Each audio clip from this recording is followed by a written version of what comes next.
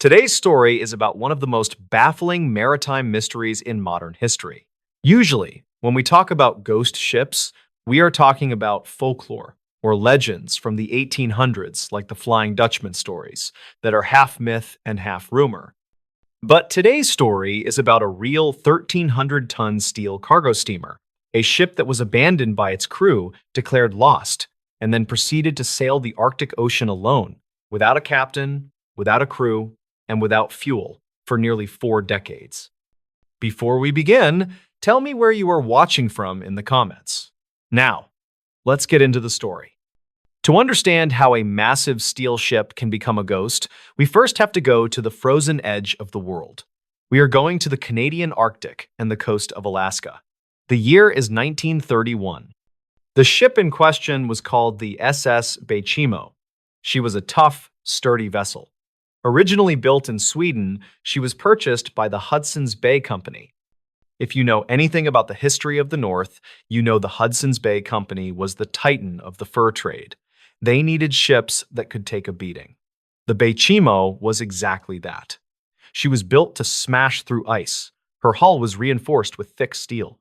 For 9 years, she was the workhorse of the Arctic, sailing from Vancouver up to the northern coast of Canada, delivering supplies to remote outposts and picking up valuable furs.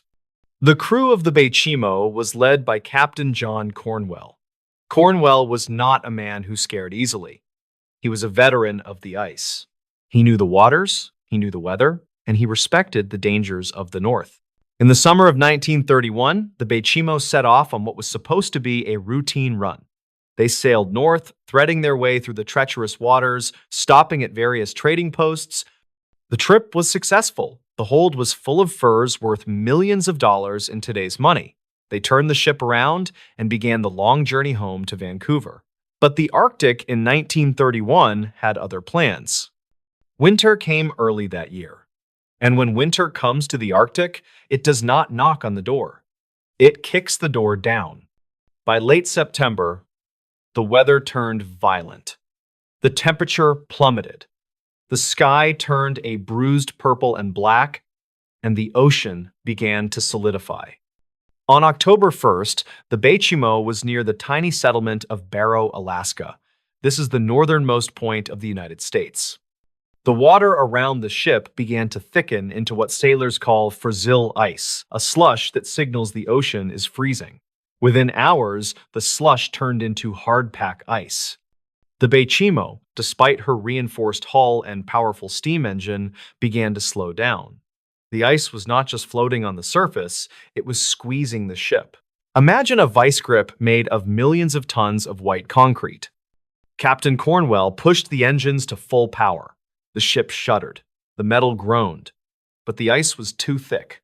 The Baychimo ground to a halt. She was trapped. At first, the crew was not panicked. This happened in the Arctic. You get stuck, you wait for a shift in the wind, the ice opens up, and you move. They waited for 2 weeks, but the ice did not open.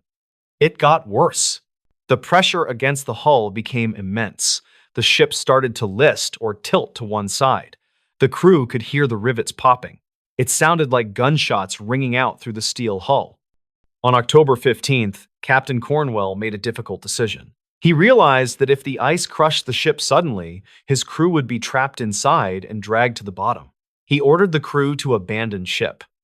They did not go far. They walked about a half-mile across the frozen ocean to the solid ice near the shore of Barrow. They built a makeshift shelter, a wooden hut, so they could keep an eye on the ship. Their plan was to wait out the winter, or at least wait until the ship was crushed so they could salvage the expensive furs. So, you have this surreal scene.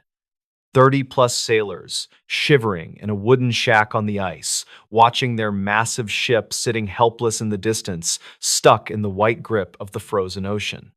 For weeks, they watched. The ship moved a little bit as the ice shifted, but she remained trapped. Then, on November 24th, 1931, the weather went from bad to apocalyptic. A blizzard struck the area. This was not a normal snowstorm. This was a whiteout hurricane. The wind screamed at over 60 miles per hour. The temperature dropped to minus 50 degrees. The visibility was zero. If you held your hand out in front of your face, you could not see your fingers.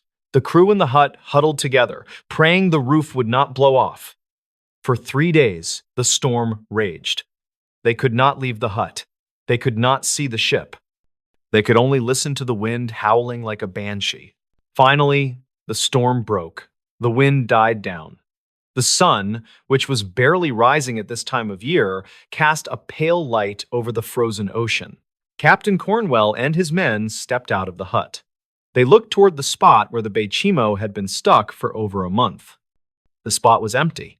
There was nothing there, just a jagged ridge of pressure ice. Captain Cornwell stared at the empty horizon. His heart sank. He assumed the obvious. The blizzard and the pressure of the shifting ice had finally crushed the hull, and the Baychimo had sunk to the bottom of the Arctic Ocean, taking the fortune in furs with her. The crew was devastated, but they were also resigned. The sea takes what it wants. They packed up their meager belongings and prepared to be rescued by planes that were scheduled to fly them out now that the cargo was lost. But just a few days later, a local Inuit hunter arrived at their camp. He looked confused. He asked Captain Cornwell, "Why are you still here? Why aren't you on your ship?" Cornwell looked at him and said, "My ship sank. It's gone." The hunter shook his head. "No," he said. "It didn't sink. I just saw it. It is floating about 45 miles away to the south." Cornwell was stunned. 45 miles? How could a ship move 45 miles through solid ice in the middle of a blizzard without a crew? Cornwell gathered a few of his men, and they took dog sleds to the location the hunter had described. Sure enough, there she was, the SS Baychimo. She was sitting crookedly in the ice, looking like a ghost. She was covered in snow, rigging frozen, but she was very much afloat. Cornwell boarded the ship. He expected to find it leaking and ruined. But miraculously, the ship was intact. The hull had not been breached. However, Cornwell made a calculation. He looked at the damage to the rudder, he looked at the winter setting in, and he decided that the ship was not seaworthy enough to be sailed back to civilization. He figured it was only a matter of time before she actually sank. So, the crew frantically unloaded the most valuable furs, about half the cargo, and loaded them onto sleds. They worked until they were exhausted. Then, for the second time, Captain Cornwell abandoned the Baychimo. He left her to die. He assumed that within a week she would be at the bottom of the sea. Captain Cornwell was wrong. This was the moment the SS Baychimo ceased to be a normal ship and became a legend. Because the Baychimo did not sink. Instead, she began a journey that would defy the laws of probability. Months passed. Spring arrived in 1932. A dog sledder was traveling near the coast of Herschel Island, hundreds of miles east of where the ship was abandoned. He looked out at the water, and he saw a strange shape drifting in the fog.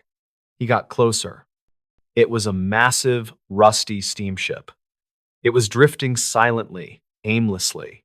There was no smoke coming from the stack, no lights on the deck. It was the Baychimo. She had survived the winter alone. This was just the beginning. Over the next few years, reports started flooding in from all over the Arctic. Inuit hunters, explorers, and traders would report seeing the ghost ship of the Arctic. Sometimes she was stuck in the ice, looking like a monument. Sometimes she was drifting freely in open water, moving against the current as if she were being steered by an invisible hand. In 1933, 2 years after she was abandoned, a group of indigenous Alaskans and some fur trappers spotted the ship drifting near the coast. It was a calm day. They decided to board her. They thought, hey, there is still cargo on this ship. There are supplies. There is valuable equipment. They paddled their small boats out to the steel giant. They climbed up the rusted ladder. The deck was eerie. It was perfectly silent. The only sound was the wind whistling through the cables. They went below deck. It was like a time capsule. There were plates on the tables in the mess hall. There were books in the captain's quarters. There were still bales of fur in the hold. But while they were inside exploring, the Arctic weather turned on them. A sudden, violent storm blew in out of nowhere. The wind picked up and the ice began to move. The trappers realized they could not get back to their small boats. The waves were too high, and the ice floes were smashing against the hull. They were trapped. For 10 days, these men were prisoners on the ghost ship. Imagine the terror. You are trapped on a derelict vessel that has been drifting for 2 years. You have no idea where it is going. You have no idea if the hull is about to snap in half. You are drifting blindly into the dark, freezing ocean. They survived by eating the canned food that had been left in the galley back in 1931. They slept in the crew's bunks, listening to the metal groan and shriek as the ice squeezed the ship. They must have wondered if the ghosts of the crew were watching them. Finally, after 10 agonizing days, the storm broke. The ship drifted close enough to a large ice floe that the men were able to jump off and walk back to land. They left empty-handed, terrified, and happy to be alive. The Baychimo drifted away again, as if she had just wanted company for a few days. You would think that eventually someone would salvage this ship. I mean, it is a 1,300-ton vessel worth a fortune. In 1939, 8 years after the abandonment, a daring captain named Hugh Poulsen spotted the Baychimo. Captain Poulsen was a man of action. He saw the ship and said, "I am going to bring her in." He maneuvered his own ship next to the ghost ship. He managed to get towing cables attached to her bow. This was it. The Baychimo was finally going to be captured. But the Baychimo seemed to have a will of its own. As soon as Poulsen began to tow her, the ice moved in. It was almost targeted. Massive blocks of jagged ice began to slam into Poulsen's ship. The tow lines pulled tight, threatening to capsize his vessel. The ice was closing in so fast that Poulsen realized he had a choice.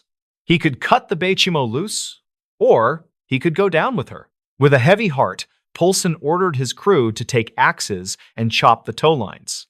The cables snapped with a sound like a whip crack. The Baychimo drifted free, disappearing into the white mist. It was almost as if the ship was mocking him. She refused to be owned. She refused to be saved. The years rolled on.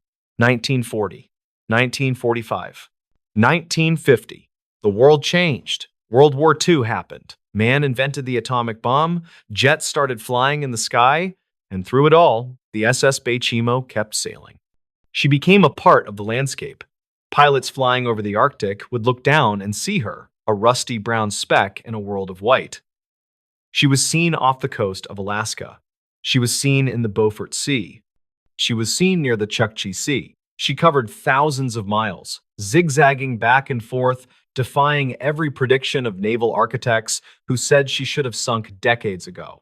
How was this possible? How can a steel ship survive the crushing power of the Arctic ice for that long without maintenance? Theories abound. Some say she was just lucky, always finding the path of least resistance. Others say she was light in the water because the heavy cargo had been removed, allowing her to ride up on top of the ice rather than being crushed by it. And of course, the locals began to whisper that the ship was cursed or possessed, steered by the spirits of the North who wanted to keep her as a trophy. The final confirmed sighting of the SS Baychimo happened in 1969. Think about that. 1969. That is the year humans walked on the moon. That is 38 years after she was abandoned. A group of Inuit hunters in the Beaufort Sea saw the ship. She was frozen in a large pack of ice, looking more like a part of the iceberg than a ship. She was rusted, battered, and beaten, but she was still upright. She was still there. After 1969, she vanished.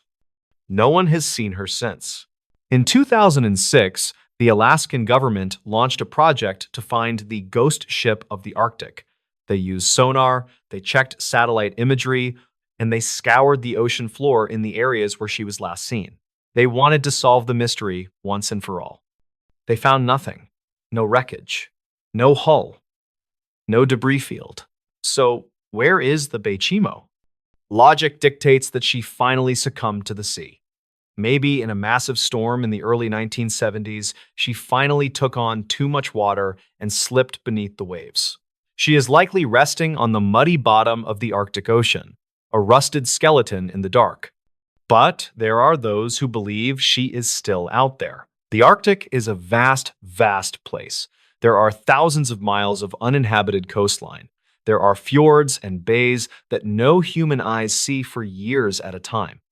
It is technically possible, however unlikely, that the Baychimo is still floating, or perhaps grounded on some lonely, frozen beach that isn't on any map, waiting for the ice to melt so she can sail again. The story of the Baychimo is a reminder that we do not conquer nature, we just borrow space from it. Captain Cornwell thought he could sail the Arctic, and the Arctic took his ship and turned it into a ghost. For 38 years, that ship sailed alone. She weathered storms that would sink modern vessels. She navigated ice fields that would crush submarines. She did it without a human hand on the wheel. And if you are ever on a boat in the freezing waters north of Alaska and the fog rolls in thick and heavy and you see a dark shape drifting silently toward you, do not assume it is just an iceberg. It might be the Baychimo, still refusing to die, still looking for a crew to take her home.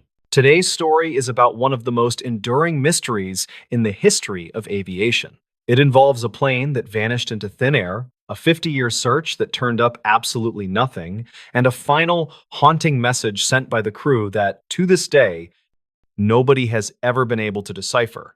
It is a word that doesn't exist in any language, yet a dying man tapped it out 3 separate times before he and everyone else on board disappeared from the face of the earth. Before we begin, tell me where you are watching from in the comments. Now, let's get into the story. The year is 1947. The world was still recovering from World War II, but the age of commercial aviation was just taking off. It was a time when flying was glamorous, exclusive, and frankly, dangerous. There was a British airline called British South American Airways, or BSAA. This airline was known for being aggressive. They hired former bomber pilots from the war men who had flown dangerous missions over Germany and had nerves of steel. They flew converted bomber planes called Lancastrians, which were basically Lancaster bombers with the gun turrets removed and seats installed. They were loud, they were fast, and they were rugged. On August 2nd, 1947, one of these Lancastrian planes, named Stardust, was sitting on the tarmac in Buenos Aires, Argentina. The pilot was a man named Reginald Cook. He was a war hero. He had flown dozens of combat missions. He was an excellent pilot, but he had a reputation for being a bit arrogant. He trusted his skills, and he trusted his machine. His mission that day was to fly from Buenos Aires across the Andes Mountains to Santiago, Chile. Now, crossing the Andes is no joke. These are some of the highest, most treacherous peaks in the world. But Captain Cook had done it before. He wasn't worried. He had a crew of 4 and 6 passengers on board. The passengers added an extra layer of intrigue to this flight. Among them was a man named Paul Simpson. He was a king's messenger. This means he was a diplomatic courier for the British government. He was carrying a heavy bag of classified documents destined for the British Embassy in Santiago. There was also a Palestinian businessman who was rumored to be carrying a massive diamond sewn into the lining of his jacket. There was a German woman returning to her husband. It was a mix of people you might find in an Agatha Christie novel. At 1:46 p.m., Stardust took off from Buenos Aires. The flight was supposed to be routine. They flew west across the flat plains of Argentina. Everything was going perfectly. The radio operator, a man named Dennis Harmer, was in constant contact with the ground stations. He was tapping out Morse code messages, giving their position and altitude. As they approached the Andes, the weather began to turn. The mountains were covered in thick clouds. Visibility was dropping. Now, in 1947, they didn't have GPS. They didn't have advanced weather radar. They navigated using dead reckoning. This means they calculated their speed, their direction, and the time they had been flying to guess where they were on the map. Captain Cook calculated that they had been flying long enough to cross the highest peaks. He believed they had already passed the dangerous part of the mountains and were now beginning their descent towards Santiago on the other side. He ordered the plane to climb to 24,000 feet to clear the tops of the clouds, and then, believing he was safe, he started to plan his descent. At 5:41 p.m., just 4 minutes before they were scheduled to land. The radio operator, Dennis Harmer, sent a message to the control tower in Santiago. It was a standard message in Morse code, ETA Santiago 1745. This meant they expected to arrive in 4 minutes. The radio operator at the airport in Santiago acknowledged the message. He was waiting for the plane to break through the clouds and land. But then, seconds later, the Morse code clicked again. It came in fast and loud. Dennis Harmer tapped out a single word, Stendec. Stendec. The operator at the Santiago Tower frowned. He didn't know that code. Was it an abbreviation? Was it a typo? He tapped back. Repeat. From the plane, the response came immediately. The hand on the key was fast and decisive. Stendec. Stendec. The operator was confused. He asked for a repeat one more time. And for the third time, the Stardust radio operator tapped it out, very clearly. Stendec. And then, silence. The Santiago Tower called back. Nothing. They waited for the roar of the engines. Nothing. The time of arrival, 5:45 p.m., came and went. The sky was empty. By 6 p.m., it was clear that something was terribly wrong. Search and rescue teams were launched immediately. But you have to understand the scale of the Andes. It is thousands of miles of jagged rock and snow, and a blizzard was raging up there. The search went on for weeks. They looked everywhere along the flight path. They looked in the valleys. They looked on the peaks. They found nothing. No wreckage. No oil slick. No bodies. It was as if a giant hand had reached down from the sky, plucked the stardust out of the air, and vanished with it. For 50 years, the disappearance of stardust was one of the biggest mysteries in the world.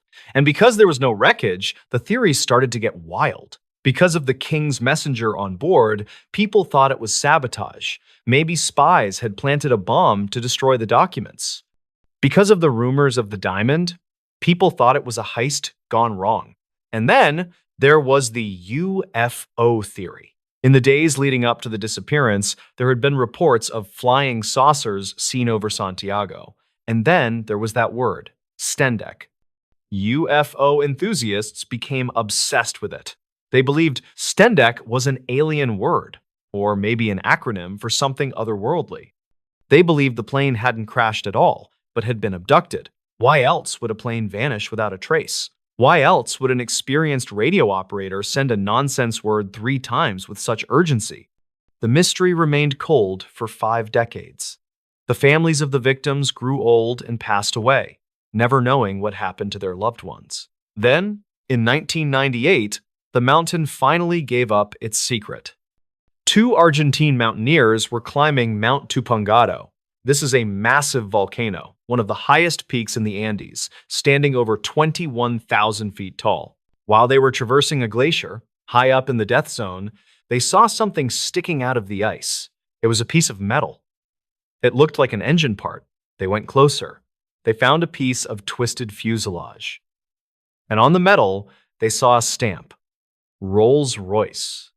They had found the stardust, or rather, the glacier had spat it out. It turns out the plane had crashed high up on the mountain, and for 50 years, the wreckage had been slowly grinding its way down inside the glacier, hidden under hundreds of feet of ice, until it finally emerged at the bottom. When investigators arrived, they were finally able to piece together what happened, and the answer was not aliens. It was something much more terrifying because it is an invisible killer that pilots deal with every day. It is called the jet stream. In 1947, the jet stream, a high-altitude wind that moves at incredible speeds, was not fully understood. On the day of the crash, the jet stream was blowing directly against the nose of the stardust. It was blowing at over 100 miles per hour. So, when Captain Cook was doing his math, his dead reckoning, he calculated that he was traveling at his normal speed of roughly 250 miles per hour, but in reality, because of the headwind, he was only moving across the ground at 150 miles per hour. He thought he had crossed the mountains, but he hadn't. He was still right in the middle of them. When he started his descent, Thinking he was dropping down toward the airport in Santiago, he was actually dropping into the cloud-covered peak of Mount Tupungato. The crash was catastrophic. The plane didn't just hit the mountain, it flew into a near-vertical wall of ice at full cruising speed. The impact was so violent that it didn't just break the plane, it effectively vaporized it. The fuel ignited instantly. The heat and the shockwave caused a massive avalanche above them. Within seconds, the burning fragments of the plane and the bodies of the passengers were buried under tons of snow and ice. That is why nobody could find them. They were instantly entombed inside the glacier. The forensic analysis was gruesome. They found only small fragments of the people on board. A hand here, a torso there. But they identified them using DNA. But even after finding the plane, one mystery remained. What was Stendek? The investigators analyzed the Morse code. They looked at every possibility. Some people believe it was an acronym for Severe Turbulence Encountered, Now Descending Emergency Crash. But that doesn't make sense. Why would a radio operator invent a complex acronym in a split second instead of just tapping SOS? Others believe it was hypoxia. Maybe the crew was suffering from lack of oxygen and their brains were misfiring, causing them to tap out gibberish.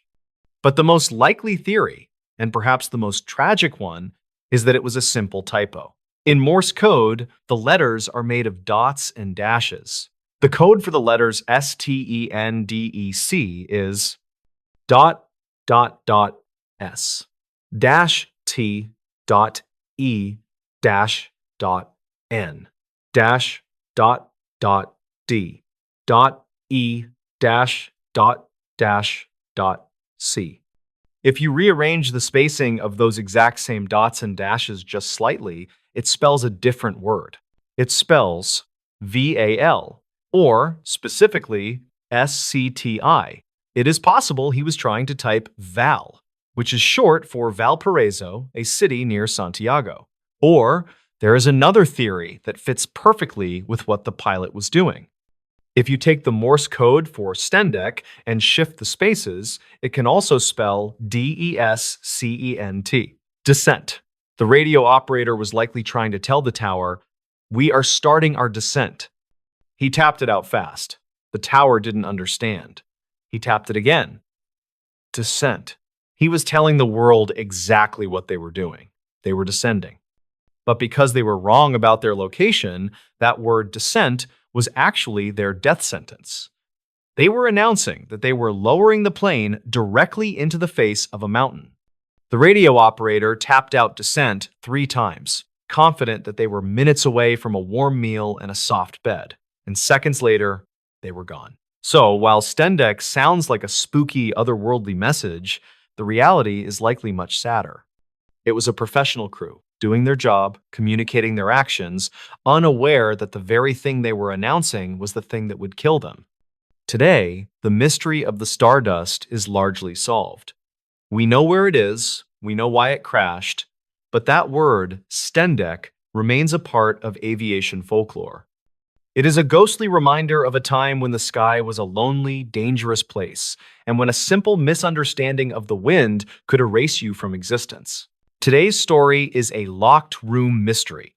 But the locked room isn't a bedroom or a basement. The locked room is the entire continent of Antarctica. It is a story about a man who died in the most isolated community on Earth, surrounded by 49 other people who were his friends and colleagues. But when the autopsy was finally performed, it revealed that one of those 49 people, or perhaps the man himself, had done something deadly. And to this day, nobody knows exactly how it happened. Before we begin, tell me where you are watching from in the comments. Now, let's get into the story. To understand the sheer terror of this situation, you first have to understand the setting.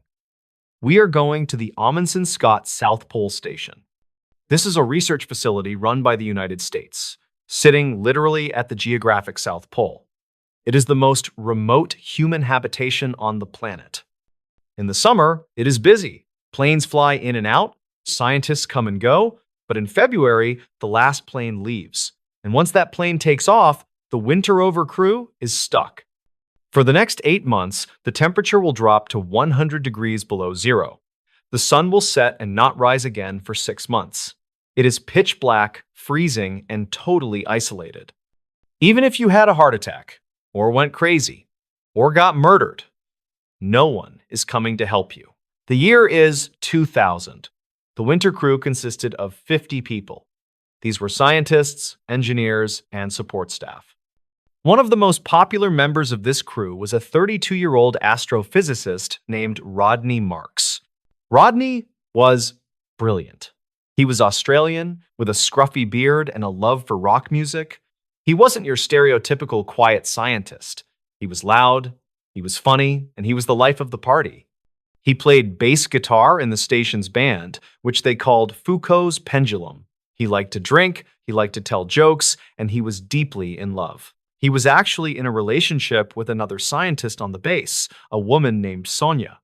Rodney was there to work on a very specific telescope called the ASTRO, or Astro. He was healthy. He had passed all the rigorous physical and psychological exams required to go to the South Pole. On May 11th, 2000, everything seemed normal. It was the middle of the Antarctic winter. Outside, it was dark, 24 hours a day. The wind was howling. Inside the station dome, it was warm and cozy. Rodney was walking from the astronomy building back to the main habitat. He started to feel weird. At first, he just felt a little nauseous. Maybe he had eaten something bad. Maybe he was coming down with the flu. But within a few hours, the nausea turned into violent vomiting. Rodney went to see the station doctor, a man named Robert Thompson. Now, Dr. Thompson was a good doctor, but you have to remember he was working in a glorified clinic. He didn't have an MRI machine. He didn't have a toxicology lab. He had basic supplies. Dr. Thompson examined Rodney. Rodney was anxious. He said he felt weak. He said his stomach was burning. But strangest of all, he said his eyes were bothering him. He was wearing sunglasses inside because the lights were hurting his eyes. Dr. Thompson checked his vitals. They were okay, but Rodney looked terrible. The doctor assumed it might be a gastric ulcer that had burst, or maybe a severe reaction to alcohol, although Rodney hadn't been drinking heavily that day. He gave Rodney an injection to settle his stomach and told him to rest. Rodney went back to his room. He tried to sleep, but the pain didn't stop. It got worse. Over the next 12 hours, Rodney Marks began to deteriorate rapidly. He was vomiting blood. His breathing became ragged and shallow. He was hyperventilating. His body was shutting down. Dr. Thompson was now very worried. He was consulting via satellite phone with specialists back in the United States. But describing symptoms over a scratchy phone line is not the same as being in a hospital. The doctors in America suggested it might be alcohol withdrawal, or a heart condition, or maybe an anxiety attack. They were all wrong. On May 12th, at around 6:30 p.m., Rodney Marks went into cardiac arrest. The doctor and the emergency team tried everything. They performed CPR for 45 minutes. They tried to shock his heart back into rhythm. But at 6:45 p.m., on May 12th, 2000, Rodney Marks was pronounced dead. Now, pause for a second and imagine the atmosphere in the station. There are 49 people left. They are locked in a bubble at the bottom of the world. It is pitch black outside. And their friend, the healthy, happy 32-year-old astrophysicist, just dropped dead for no apparent reason. Was it a virus? Was it something in the water? Was it contagious? Paranoia began to set in. But the horror was just beginning. Because planes cannot fly to the South Pole in the middle of winter, the fuel literally turns to jelly in the cold. They could not remove the body. The crew had to build a makeshift coffin out of wood scraps. They placed Rodney's body inside, and then they had to store him. They moved the coffin out into the cold storage area of the station, essentially burying him in the ice. For the next 6 months, the crew of the Amundsen Scott station had to live, work, and eat, knowing that their friend's frozen corpse was sitting just a few hundred feet away in the darkness. It was a long, brutal winter. The morale at the station plummeted. Rodney's girlfriend, Sonia, was devastated. The doctor was racked with guilt. wondering if he had missed something. Finally, October arrived. The sun rose. The temperatures warmed up enough to roughly 50 degrees below zero for a plane to land. A flight arrived to take Rodney Marks home. Because Rodney was an Australian citizen, his body wasn't flown to the United States. It was flown to Christchurch, New Zealand, which is the main hub for Antarctic operations. The autopsy was performed in New Zealand. Everyone expected the coroner to find a hidden heart defect or maybe a brain aneurysm, something natural. But when the toxicology report came back, the coroner dropped a bombshell. Rodney Marks did not die of natural causes. He had died from acute methanol poisoning. Now, for those who don't know, methanol is not the alcohol you drink. The alcohol in beer and wine is ethanol. Methanol is different. It is found in cleaning fluid, paint thinner, and scientific solvents. It is extremely toxic. If you drink even a small amount of methanol, your body metabolizes it into formic acid. This acid basically eats you from the inside out. It attacks your optic nerve first, which explains why Rodney was wearing sunglasses and complaining about his eyes, and then it shuts down your organs.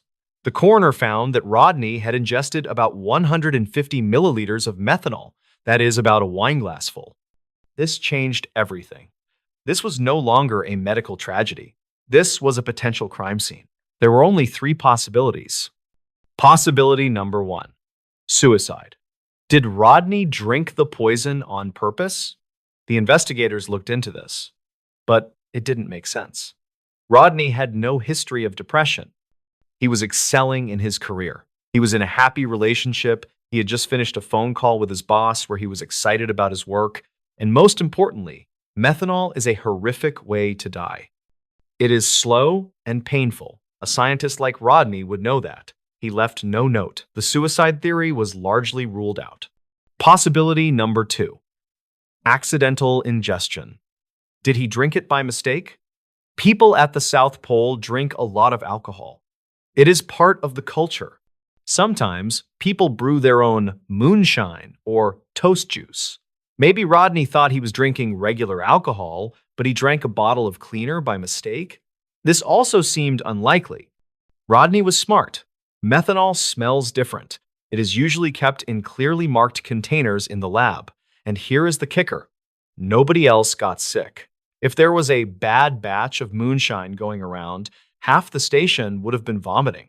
Only Rodney died. That left possibility number 3, foul play. Murder. Did someone at the station poison him? Suddenly, the police in New Zealand realized they had a massive problem. The death happened at a United States base. The victim was Australian. The body was in New Zealand, and the crime scene was in Antarctica, thousands of miles away. The jurisdiction was a nightmare. The New Zealand police wanted to investigate, but they had no authority to go to the American base. The Americans launched their own investigation, but by the time they started asking questions, months had passed since the death. The station had been cleaned. The trash had been thrown out. The specific bottle that the methanol might have come from was long gone. And the 49 witnesses? They had all scattered to different parts of the world as soon as the winter ended. The investigators did find a few strange clues. They found needle marks on Rodney's arm, but the doctor said those were likely from the attempts to draw blood or give him medication before he died. But were they? Could someone have injected him? They found that there was a supply of methanol in the scientific lab where Rodney worked. It was used for cleaning the telescope equipment. It was accessible. Anyone could have taken it. But who would want Rodney dead? He was popular. He was the guy everyone liked. There were no reports of major fights, no love triangles, no deaths. The New Zealand coroner held an inquest. He interviewed the crew members. Some people said Rodney was a heavy drinker, implying he might have been so drunk he grabbed the wrong bottle. But the autopsy showed his blood alcohol level was low when he died. He wasn't drunk. Other people whispered about tensions on the base. Living in isolation for 6 months makes people crazy. Small arguments turn into hatred. Had Rodney made a joke that offended the wrong person? The investigation hit a brick wall. The United States National Science Foundation, which runs the base, was accused of not cooperating fully. They released a statement saying they found no evidence of foul play, but they didn't release all their internal reports. In 2008, 8 years after the death, the New Zealand coroner released his final report. His conclusion was chilling. He stated that Rodney Marks died of methanol poisoning, but he could not determine how the methanol got into his body. He formally ruled that the intent was unknown. He stated, "I cannot rule out that he was given the methanol by another person, either as a prank that went wrong or with the intent to harm." Think about that. A prank that went wrong. Imagine someone spiking Rodney's drink with a little bit of lab alcohol just to make him sick or get him drunker, not realizing it was deadly methanol. And then watching him die and being too terrified to admit what they did. They would have had to live in that station with the body for 6 months, keeping that secret. Or someone wanted him dead, and they committed the perfect crime. They used a weapon that would vanish from the body eventually. They did it in a place where no police could arrive for 6 months. They did it in a jurisdiction black hole. To this day, the death of Rodney Marks remains the only unsolved death in the history of the South Pole. The 50 people who wintered over that year know the truth, or at least one of them does. Rodney's family in Australia has never stopped asking for answers. A memorial stone stands for him at the South Pole, facing the true geographic South. It reads, "Rodney Marks. He lived life to the fullest." But the question remains, did he lose his life to a tragic mistake? Or is there a murderer walking free today, a person who knows exactly what happened in the dark, frozen silence of the year 2000? So, if you ever find yourself working a winter contract in Antarctica and someone hands you a drink that smells a little bit like paint thinner, maybe just stick to the bottled water. Hello, everybody, and welcome back to the channel. I hope you're having a strange, dark, and mysterious day, because today we are venturing into the primal fear of the forest, the vast, ancient woods where the laws of man yield to something far older and less forgiving.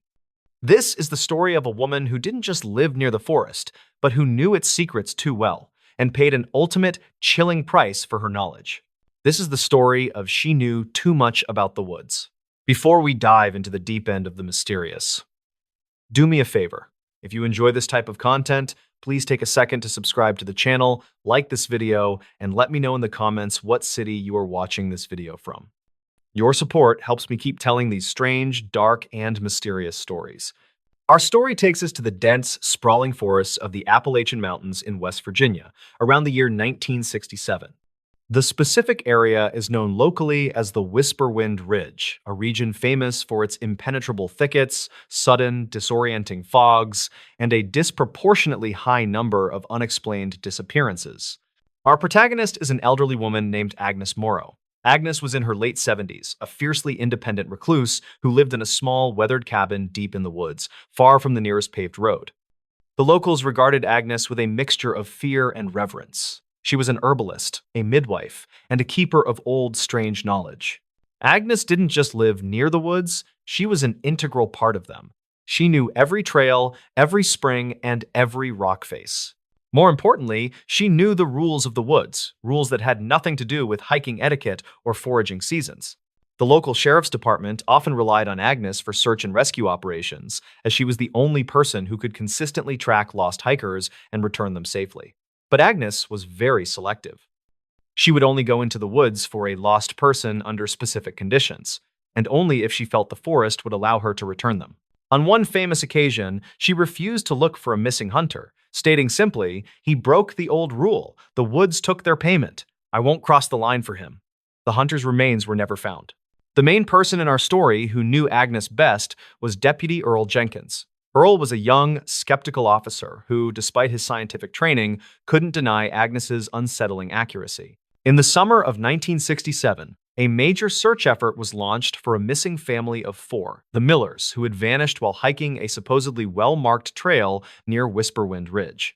After 5 days of fruitless searching, with the weather turning cold and foggy, Sheriff's Command reluctantly called Agnes. Earl drove the old woman to the trailhead.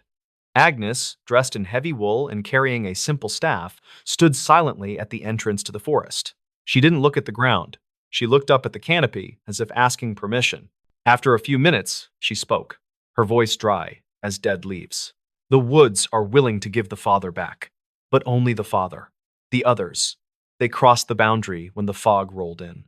They are under the quiet. Earl, though horrified by her cold certainty, begged her to lead the search for the father. Agnes spent the next 6 hours in the woods, leading a team of 5 deputies, including Earl, on a path that defied all logic. It was not a trail, but a series of precise, impossible zigzags between boulders and thickets. Just as the sun began to set, they found the father, Mr. Miller. He was alive, but completely catatonic, curled up beneath a shallow rock overhang, shivering uncontrollably. He was physically unharmed, but his eyes were vacant, fixed on something none of them could see. Agnes immediately checked his pockets. She pulled out a small metallic object, a child's toy whistle, painted bright red. He held the wrong thing, Agnes whispered to Earl, throwing the whistle into a deep bed of moss. He tried to keep a piece of the outside world when he was on the inside. That's why they let him go. She led the man out, refusing to go back for the mother and children. The search was called off. The remaining 3 members of the Miller family were never seen again, vanishing into the quiet depths of the Appalachian forest. The chilling success of that rescue cemented Agnes's disturbing reputation, but it also marked the beginning of her own demise. After the Miller rescue, Earl Jenkins began visiting Agnes at her cabin. Not for cases, but out of desperate curiosity. He wanted to know the rules. He wanted to understand the quiet and the payment she spoke of. Agnes, surprisingly, began to talk.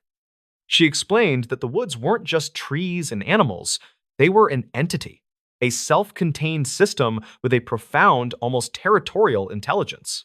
She told him, "Add it, the rule of noise. Never make unnecessary noise after sundown. The woods tolerate the wind and the stream, but they do not tolerate loud human sound. It wakes what sleeps below. The rule of memory. Do not carry a piece of the woods away with you. If you take a stone or a piece of deadfall, the woods will remember your scent and call you back when you sleep. The rule of direction. The trails are not for walking on. The trails are the teeth of the forest. They only lead you to the edges. Go off the trail, and the woods will choose your direction for you." Agnes told Earl she had learned these rules from her own grandmother, who had lived the same life, and that the ultimate penalty for breaking the rules was the quiet. The quiet, she explained, is when the forest decides you don't belong here, and it removes your memory from the world. It silences your name. Your friends forget you. Your belongings disappear. You become a piece of the quiet, indistinguishable from the moss and the stone. One late autumn afternoon, Earl drove out to visit Agnes. He found her sitting on her porch, staring intently at the deep green boundary of the forest. She looked worried, older than her years, and spoke without preamble. "I broke the rule, Earl. I shouldn't have brought the father out. I crossed the line. The quiet is coming for me." Earl tried to reassure her, suggesting she was just tired. "No," she insisted, shaking her head slowly. "Last night, I woke up and my wedding ring was gone. It was on my hand when I went to sleep. I didn't take it off. I never take it off." "Maybe you lost it in the house, Agnes." "No. And this morning I spoke to the mail carrier. He was a kind boy. He asked who I was. He said he'd never seen me before. He comes here every Tuesday." The quiet was not just about the forest taking her, it was about the world forgetting she had ever existed. Earl stayed with her for 3 hours, trying to talk sense into her, trying to convince her to come back to town. She refused. As he drove away, he looked back at the small cabin. Agnes was still sitting on the porch, a tiny, defiant figure against the massive, looming backdrop of the Whisperwind Ridge. Earl returned the next morning, driving straight to the secluded clearing where her cabin stood. The cabin was gone.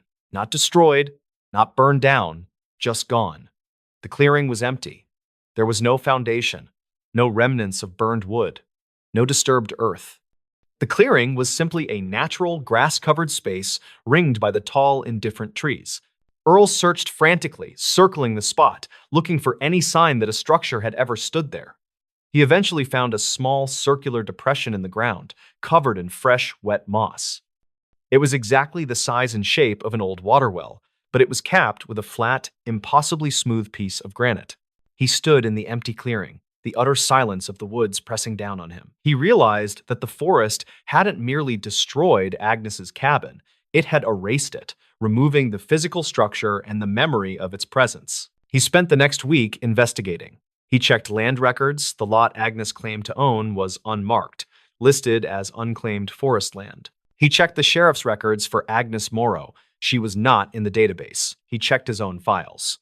The reports detailing the rescue of the Miller family mentioned only the father, Mr. Miller, being found, led out by Deputy Jenkins and two other deputies. There was no mention of an elderly female tracker. He asked the other deputies who had been on the Miller rescue team. They remembered the father, the fog, the trauma. But when asked who led them back, one deputy frowned and said, "It was you, Earl. You seem to know the way. Stepping off the trail like that." Earl Jenkins was the only person left who remembered Agnes Morrow. He had been so close to the quiet, he had nearly been consumed by it himself.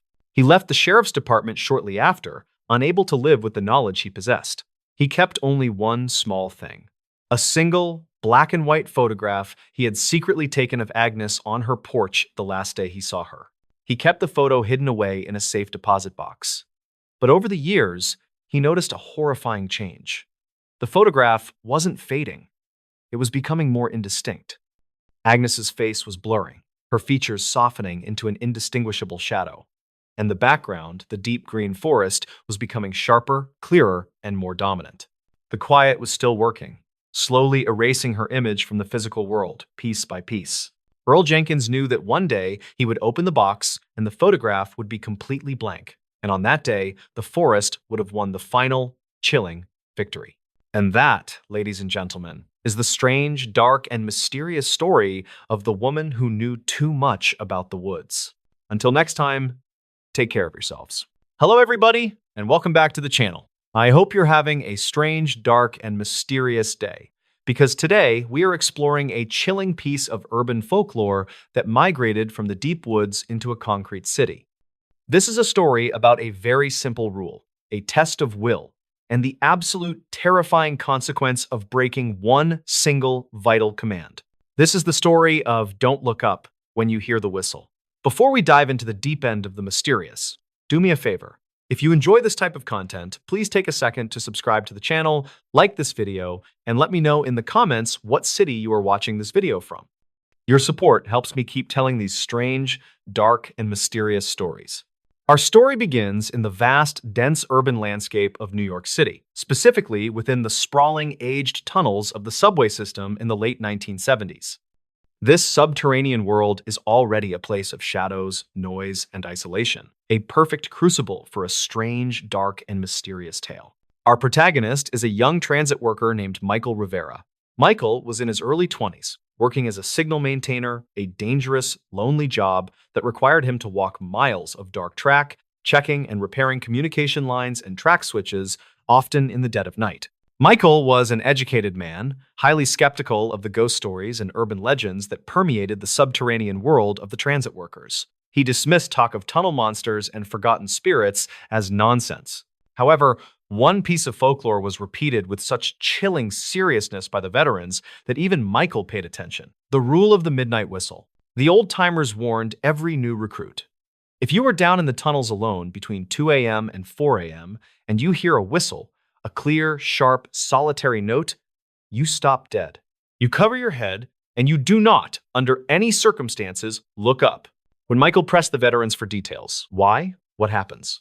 They would just shake their heads, their eyes holding a distant, genuine fear. It's not for seeing, kid. It's for hearing. If you look up, you become part of the sound. On a freezing Friday night in February, Michael was assigned to a deep stretch of track near a decommissioned subway loop, a massive, forgotten section known to be utterly silent and rarely used. At 2:30 a.m., Michael was deep in the tunnel, his helmet lamp cutting a lonely beam through the perpetual darkness. He was tightening a relay box, the metallic clink of his wrench, the only sound in the oppressive silence. He was focused on his work when it happened. He heard the whistle. It was not the sound of a train brake or a security guard's signal.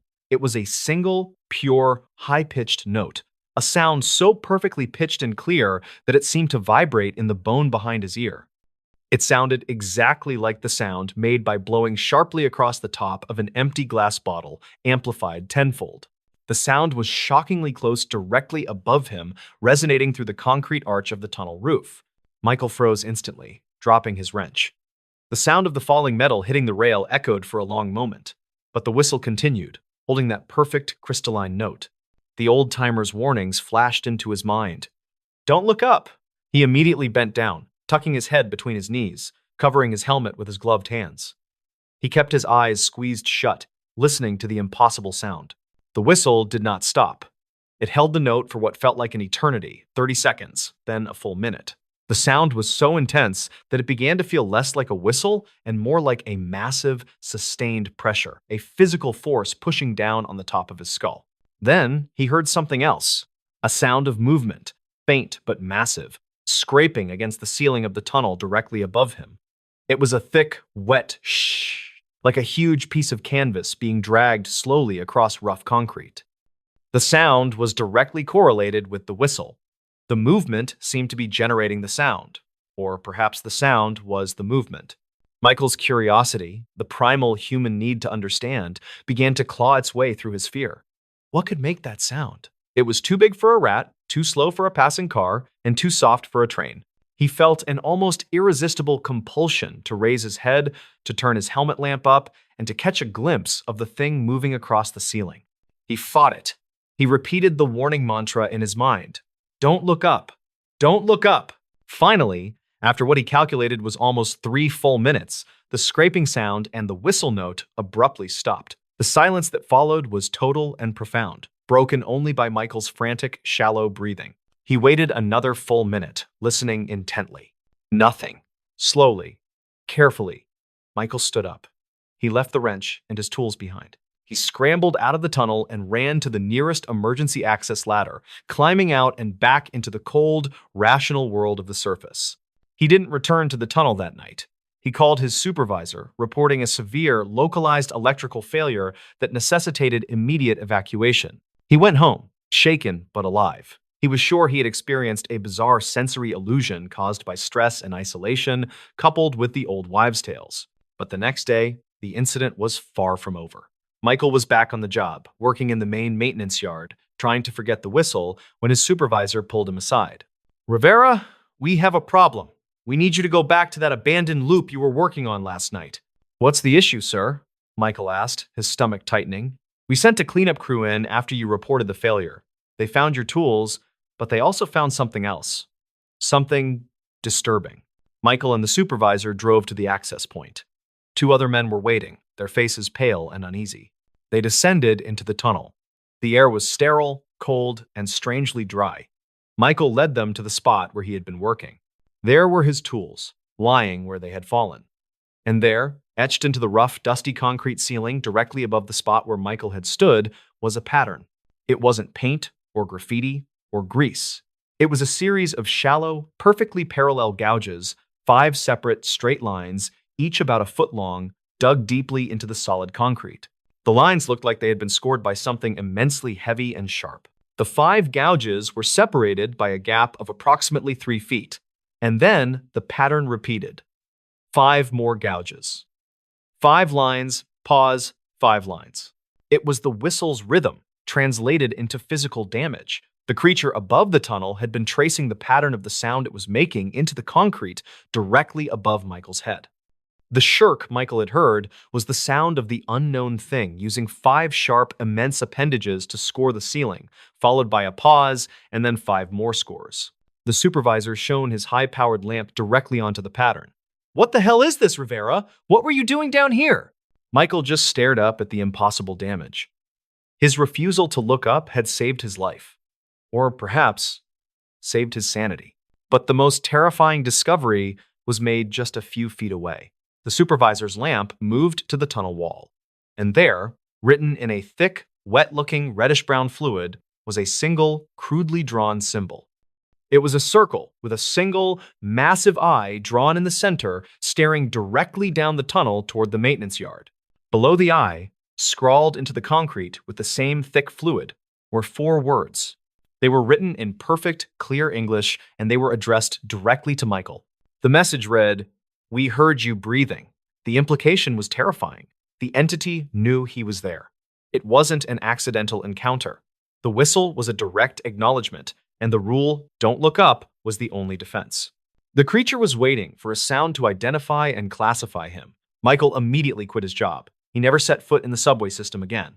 He eventually moved out of New York, unable to bear the thought of the vast, silent world beneath the city that occasionally sends up its terrifying coded sounds. He often thinks of the thing that was directly above his head, the thing with 5 limbs, the intelligence that knows the frequency of a perfect note, and the patience to wait for 3 minutes until he made a sound.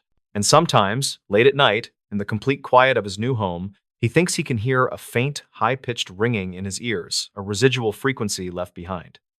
And he instinctively ducks his head and covers his ears, praying that the sound remains internal and that he never, ever breaks the rule and looks up.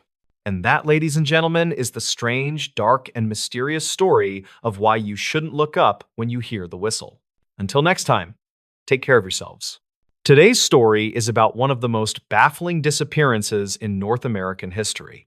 It is a case that sparked the largest search and rescue operation ever conducted in the Great Smoky Mountains, involving the FBI, the Green Berets, and thousands of volunteers. Yet, to this day, it remains unsolved. This is the story of Dennis Martin. Before we begin, tell me where you are watching from in the comments. To understand how truly terrifying this story is, you first have to understand the setting. The Great Smoky Mountains National Park, straddling the border between North Carolina and Tennessee, is a place of ancient, breathtaking beauty. It is named for the natural fog that hangs over the range and looks like large smoke plumes. It is a dense, temperate rainforest with over 800 square miles of wilderness. It is a place where families go to make memories, to camp, and to escape the noise of the city. But the locals know something else about these mountains. They know that the terrain is unforgiving. The vegetation is so thick, often called rhododendron hells, that a person can step 5 feet off the trail and completely disappear from view. It is in this vast green ocean of trees that the Martin family arrived for a Father's Day weekend trip. It was June 14th, 1969. Bill Martin, a successful architect from Knoxville, Tennessee, had been looking forward to this trip all year. It was an annual tradition for the Martin family. Every Father's Day, the men of the Martin family, Bill, his father Clyde, and his 2 sons would hike into the mountains to camp. This year, they were headed to a place called Spencefield. Spencefield is a grassy bald, a high-altitude meadow sitting along the Appalachian Trail. It offers stunning views and wide-open spaces, making it a perfect spot for camping. Bill brought along his 2 sons. There was his older son, Douglas, and his younger son, Dennis. Dennis Martin was just 6 years old. He was a cute kid, a little small for his age, with a mop of dark hair and an adventurous spirit. On this particular trip, Dennis was wearing a very distinct outfit. He had on a bright red t-shirt, green shorts, and white socks with little Oxford-style shoes. That red shirt is a crucial detail because in the deep greens and browns of the forest, red is the one color that should stand out like a beacon. It is the color of safety, or at least it should have been. The hike up to Spencefield was grueling but uneventful. The family arrived at the clearing, set up their campsite, and began to enjoy the pristine mountain air. It was a beautiful Saturday afternoon. The sun was shining, the birds were singing, and the atmosphere was relaxed. There were other families up there too. In fact, another family, the Martins' friends, were camped nearby with their own 2 young sons. So, you had a group of 4 young boys running around the meadow, playing tag, and burning off energy while the fathers sat on the grass, chatting and keeping a casual eye on them. As the afternoon sun began to dip lower, casting long shadows across the grass, the boys decided they wanted to play a prank on the adults. You know how kids are. They love the thrill of the jump scare. The plan was simple. The adults were sitting in a loose circle talking. The 4 boys would split up, sneak around the perimeter of the clearing, hide in the bushes, and then, on a silent signal, they would all jump out at once and scream to startle their dads. Because Dennis was the youngest, and because he was wearing that bright red shirt, The older boys told him he needed to hide separately so he would not give away their position.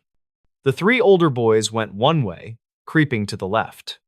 Dennis, eager to play his part perfectly, went the other way. He trotted off alone toward a patch of dense brush on the edge of the forest. Bill Martin watched his son go. He saw the flash of the bright red shirt as Dennis ducked behind a large bush.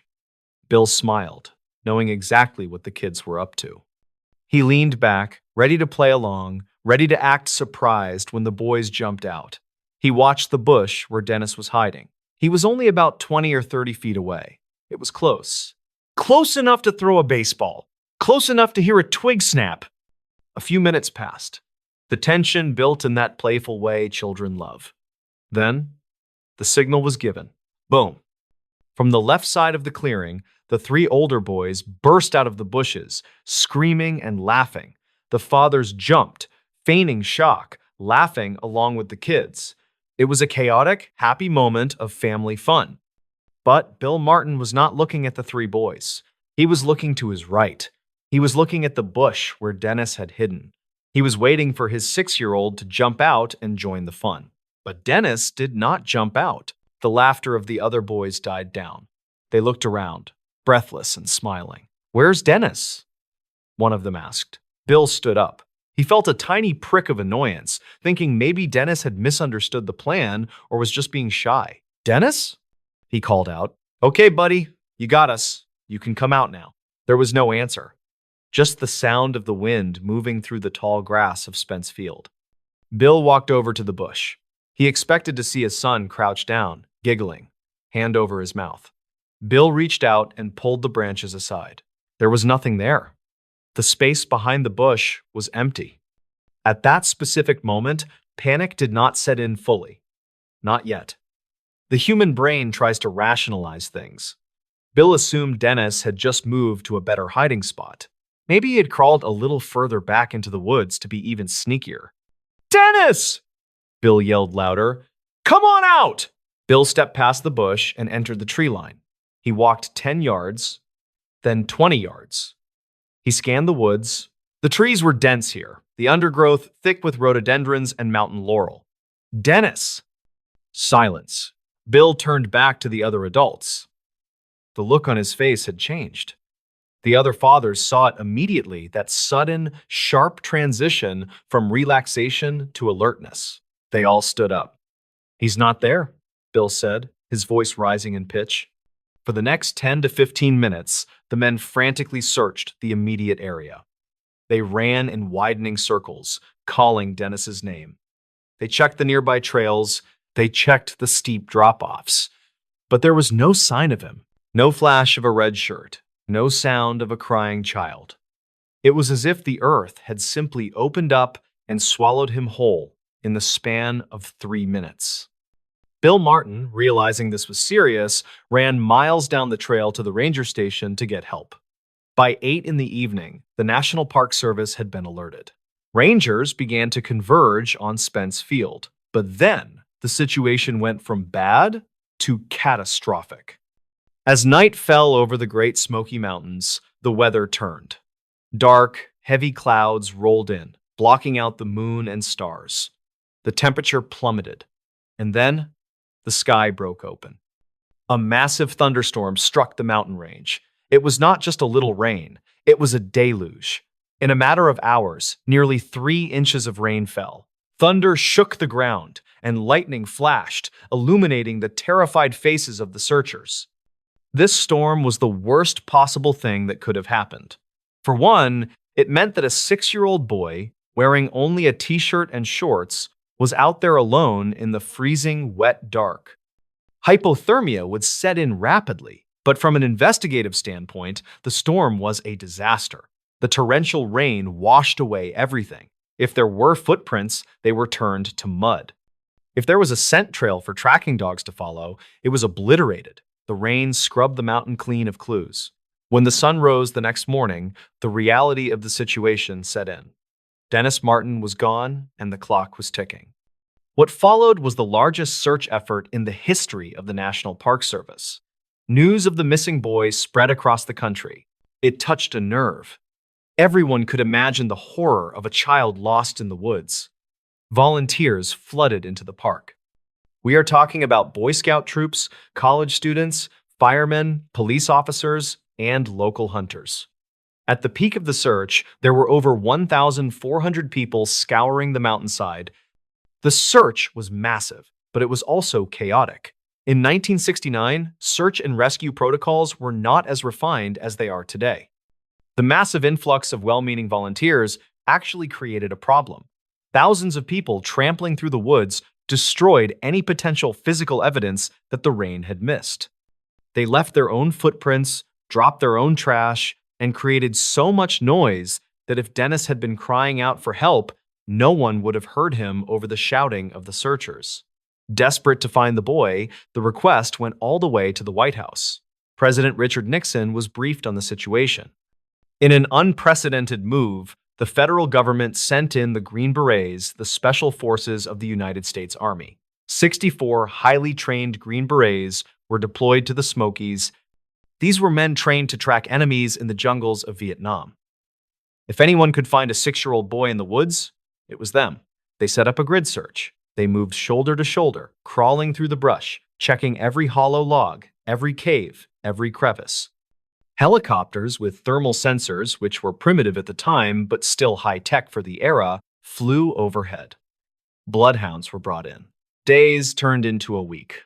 A week turned into 2. Despite the Green Berets, the helicopters, the bloodhounds, and the thousands of volunteers, they found absolutely nothing. No scrap of red cloth, no shoe, no body. However, there were strange clues.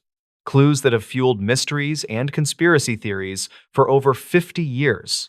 The first clue was a set of footprints found near a stream miles away from Spence Field. The tracks were small, the right size for a 6-year-old. But here is the strange part. One footprint was from an Oxford shoe, like Dennis was wearing. The other footprint was barefoot. Why would he take off one shoe?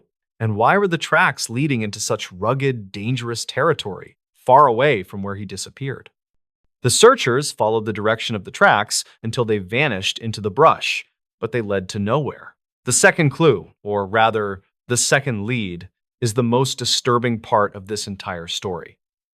It is the detail that keeps people awake at night.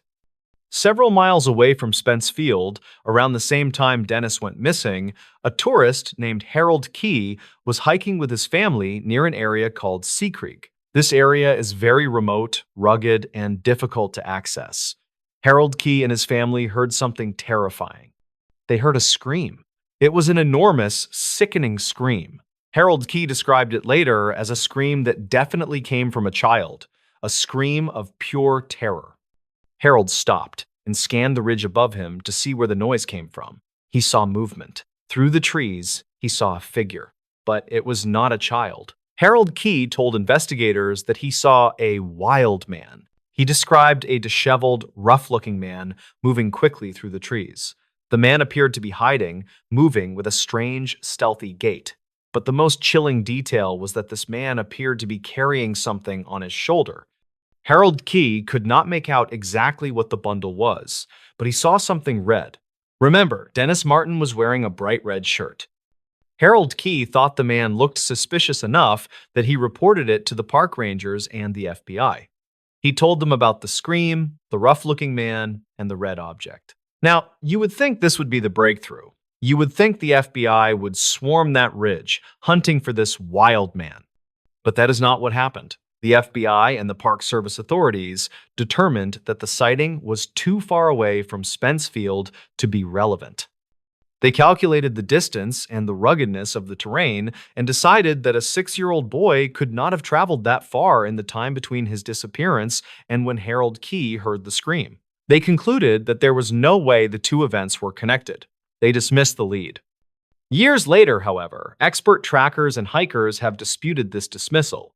They argue that if Dennis had been abducted, if someone had grabbed him the moment he stepped behind that bush, the kidnapper could have moved quickly. Or perhaps Dennis, fueled by the adrenaline of panic, had run much faster and further than anyone estimated. But the authorities kept the Harold Key sighting quiet for a long time. It was not until much later, through Freedom of Information Act requests and leaked documents, that the public learned the full extent of this sighting. There is another layer to the wild man theory. The Great Smoky Mountains have a long history of folklore involving feral humans, or mountain men who live completely off the grid, deep in the woods, detached from civilization. While most people dismiss these as campfire stories, there have been actual documented cases of fugitives and hermits living in those mountains for years without being detected. Did Dennis Martin stumble upon one of these individuals? Was he snatched by a predator who used the chaos of the mountains to hide? The search for Dennis Martin was eventually scaled back and then finally called off. It remains the most extensive and expensive search in the park's history. The Green Berets packed up and left. The volunteers went home. The Martin family was left with a hole in their hearts that would never heal. Bill Martin spent the rest of his life looking for his son. He spent his fortune, his energy, and his sanity trying to find answers. He never gave up hope that perhaps Dennis was still alive somewhere, or that at least his remains would be found so he could give him a proper burial. But the mountain never gave Dennis back. There is a tragic footnote to this story. Years later, overwhelmed by the grief and the lack of closure, and possibly suffering from other life struggles, Bill Martin passed away. Some say he died of a broken heart.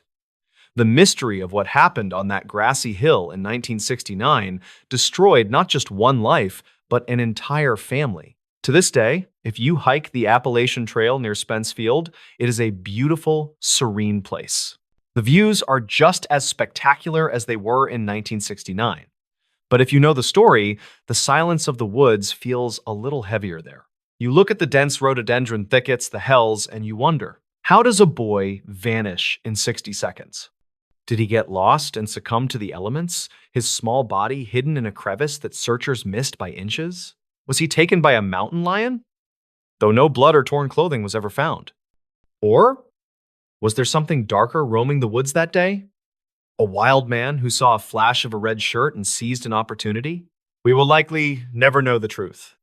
The disappearance of Dennis Martin remains one of the most unsettling mysteries of the national park system. It is a reminder that no matter how safe we feel, the wilderness is vast, indifferent, and full of secrets. And that is where the story ends. But the question remains, what really happened to Dennis Martin? If you are a fan of the strange, dark, and mysterious, this case is the ultimate example of why you should always keep your loved ones close when you step into the wild. Because sometimes, all it takes is a single moment, a single turn around a bush for someone to be gone forever. Hello, everybody, and welcome back to the channel. I hope you're having a strange, dark, and mysterious day, because today we are hitting the road for a classic piece of Americana, the vanishing hitchhiker legend. But this isn't the story your grandmother told you. This is a real-life, documented account from a lonely stretch of highway where the spectral and the physical world collided, leaving behind a terrifying mystery. This is the story of the vanishing hitchhiker of Route 12.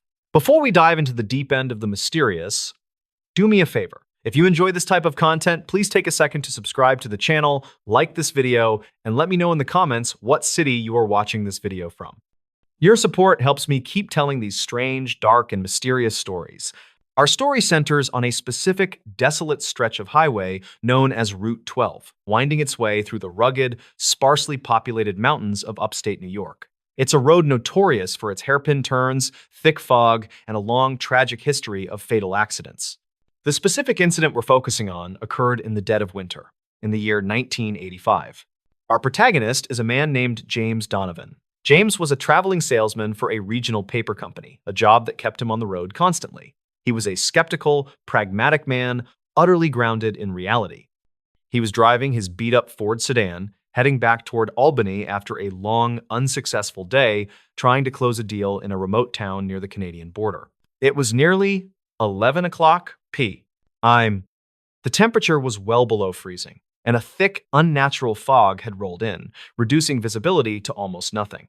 The radio was fading in and out, the static almost as loud as the distant whine of his engine. James was driving slowly, nervously peering through the misty beam of his headlights when he saw her. Standing on the shoulder of the road, directly illuminated by his high beams, was a young woman. She was clearly in distress. She was wearing a thin, pale blue formal dress, completely inappropriate for the freezing weather. Her dark hair was wet, plastered against her pale face, and she was standing stiffly, her thumb out, shivering violently. She looked like she had wandered out of a high school prom and into a nightmare. James, despite his exhaustion and his common sense telling him not to stop on a dark, foggy road, couldn't leave her there. He slowed down, pulled the sedan onto the snowy shoulder, and rolled down the passenger window. The moment he saw her face up close, he felt a wave of profound unease. Her eyes were wide, dark, and fixed on him with an expression of pure, bone-deep terror. "Where are you going?" James asked, trying to sound friendly. The girl's voice was barely a whisper. "The bridge. I need to get to the old covered bridge, just up the road. Please, I have to get there now." Quote, James knew the bridge she meant. It was about 3 miles further down Route 12. It was an iconic, but very remote, landmark. "All right, hop in. You're freezing," he said, reaching across to unlock the passenger door. The girl quickly opened the door and slid into the seat. The moment she settled beside him, James was hit by an intense wave of cold. It was far colder than the outside air, a chilling, damp cold that seemed to radiate directly from her body. He pulled back onto the highway. "My name is James. What's yours?" "Eliza," she replied, her voice still thin and strained. She didn't look at him. Her eyes were fixed straight ahead on the road, watching the fog-shrouded path ahead. James tried to make small talk, asking her what she was doing out here, who she was with, and why she was wearing a summer dress. Eliza's replies were short, fragmented, and strange. She mumbled something about a terrible argument and having to leave. She kept repeating that she was late and that she had to warn them. As they drove, James noticed something else disturbing. Despite the overwhelming cold she exuded, there was no sign of condensation, frost, or even a single shiver visible on her skin. She was perfectly, chillingly still. He glanced down at his dashboard. The thermometer gauge was inexplicably climbing, not dropping.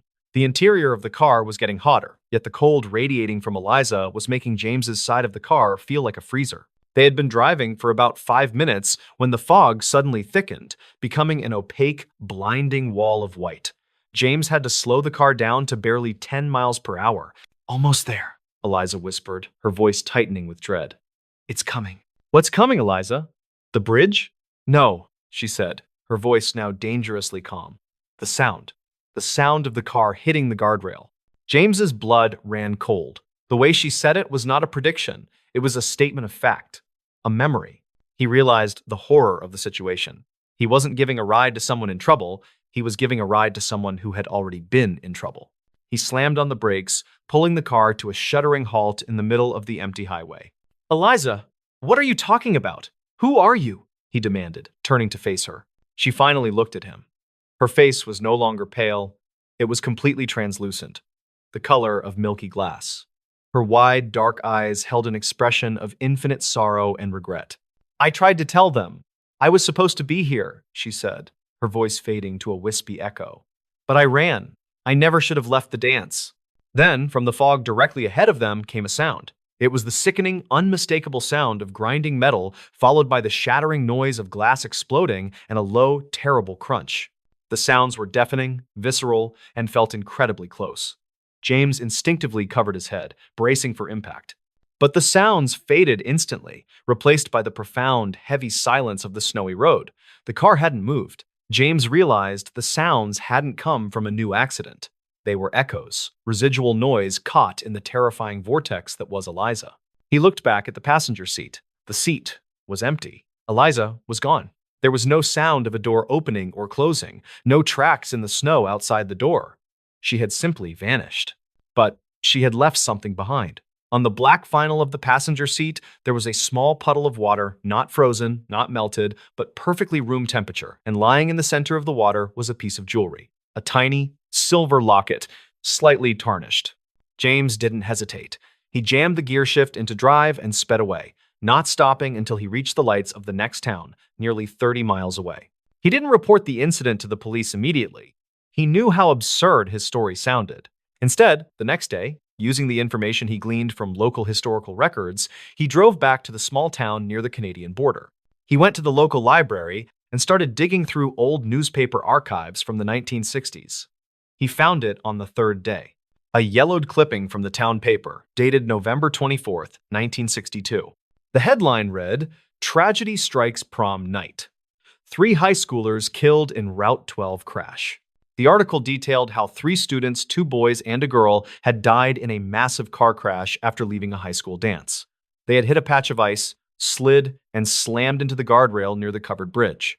The names of the victims were listed. One of the names was Eliza Thorne. The article also mentioned a significant detail.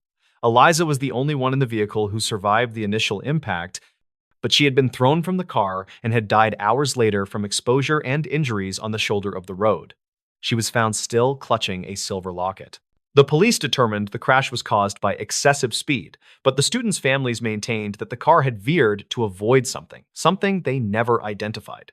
James Donovan now understood. Eliza wasn't warning him of the crash. She was a restless spirit, reenacting her final moments, forever hitchhiking back to the crash site where she should have warned her friends and where she ultimately died alone. The sounds James heard were the auditory remnants of the tragedy, the final brutal noise of the car wreck that defined her death. James returned to the area near the old covered bridge. He found the exact stretch of road where he had stopped. He used a shovel to dig a small hole in the snow on the shoulder of the road, right where he had picked her up. He placed the silver locket into the hole, covered it with earth, and said a simple prayer for peace. He never saw Eliza again, but the story doesn't quite end there. 10 years later, in 1995, Route 12 was undergoing major construction. A team of road workers was widening the lane near the old covered bridge when they made an unexpected discovery. Buried just beneath the guardrail, they found the wreckage of an old Ford Fairlane from the 1960s. The car from the original tragedy, which had apparently been thrown over the embankment and buried by subsequent snow and repairs. And next to the car, they found the remains of 2 bodies. They were identified as the 2 male passengers from the accident. But only 2 bodies were accounted for. The police also found something else, a long, deep gouge in the pavement leading directly to the fatal spot. The gouge was much too clean and sharp to have been made by the initial impact. The road crew workers, when debriefed by the local sheriff, reported one strange detail. For the entire week they worked near that spot, they had battled an inexplicable, dense, localized fog that defied weather reports. And occasionally, late at night, when their work lights were on, they swore they could hear the faint, high-pitched scrape of something hard being dragged across the asphalt, desperately trying to get back to the crash site. And that, ladies and gentlemen, is the strange, dark, and mysterious story of the vanishing hitchhiker of Route 12. Until next time, take care of yourselves. Hello, everybody, and welcome back to the channel. I hope you're having a strange, dark, and mysterious day, because today we are delving into a very specific kind of architectural horror. A story where the structure itself is not haunted, but malevolent. This is the tale of a home that didn't just passively observe the lives within its walls, it actively, deliberately designed its own fate. This is the story of the house that built its own trap. Before we dive into the deep end of the mysterious, do me a favor. If you enjoy this type of content, please take a second to subscribe to the channel, like this video, and let me know in the comments what city you are watching this video from. Your support helps me keep telling these strange, dark, and mysterious stories. Our story begins in a rural corner of Oregon in the 1960s, surrounding an old, sprawling farmhouse known locally as the Ashworth Estate. The house was over 100 years old, built by a wealthy but deeply eccentric lumber baron named Elias Ashworth. Elias Ashworth was known to be obsessed with perfect symmetry, intricate mechanics, and a crippling fear of the outside world.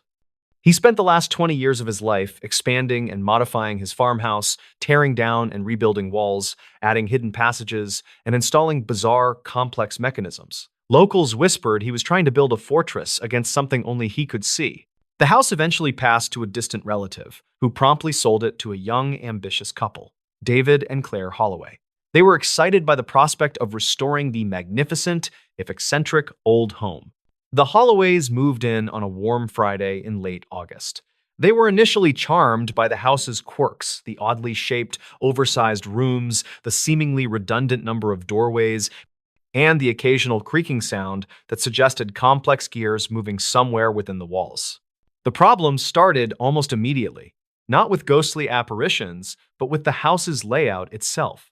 David, a carpenter by trade, first noticed the impossible geometry. He was trying to measure the living room for new flooring. "This is impossible, Claire," he muttered one afternoon, snapping his tape measure shut. "The exterior wall measurement is 22 feet. The interior measurement is 24 feet. Where did the extra 2 feet go?" Claire, a meticulous gardener, had her own unsettling discoveries. She found that the main staircase, which led from the first floor to the second, had 17 steps when measured going up, but only 16 steps when measured coming down. Both she and David counted it dozens of times, eventually giving up in frustrated terror. The house was not built according to standard physics. It seemed to have impossible spaces, extra dimensions tucked away within its heavy stone and wood. As they lived in the house, the atmosphere became stifling. They noticed that certain doors they closed would mysteriously lock themselves from the inside, forcing them to use odd, secondary entrances to rooms. They started referring to the house as the maze. The house's intelligence revealed itself completely one chilly October evening. David was working in the small study off the main library, and Claire was in the kitchen preparing dinner. The hallway connecting the two rooms was a straightforward 10-foot corridor. Claire called out, "David, dinner in 10 minutes!" David shouted back, "Be right there!" He put down his blueprints and walked toward the study door. He opened it, stepped into the hallway, and then stopped dead. The hallway was no longer 10 feet long. It was stretching out before him, vast and endless. The kitchen door, where Claire was waiting, looked tiny, impossibly distant, perhaps hundreds of feet away. The light fixture in the middle of the hallway was swinging slightly, casting an immense, dizzying shadow. He tried to walk forward, but the space seemed to expand faster than he could move. The geometry of the hallway was actively changing, elongating, warping. Panic seized him. He turned and slammed the study door shut, leaning against it, heart pounding. Seconds later, Claire opened the kitchen door, right where David had last seen her. "David, what was that slam? Are you all right?"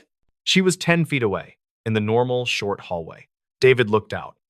The hallway was perfectly normal. The light was still, and the kitchen door was close enough to touch. "Claire," he whispered, his face white. The hallway. It stretched. It went on forever. Claire, though frightened, tried to rationalize it. Maybe the late light, maybe stress. It was just a second. But David knew. The house wasn't just haunted. It was alive. And it was actively manipulating the physical space around them. They realized Elias Ashworth hadn't built a fortress to keep something out.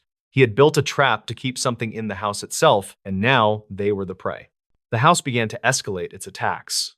The impossibly long hallway appeared 3 more times over the next week, always when one of them was alone, always blocking the path to the other. One night, the windows changed. They both woke to the sound of rushing water. They looked outside, but instead of the familiar garden, they saw a terrifying view. The deep, churning blue of the open ocean with massive waves slamming against what looked like a submerged glass wall.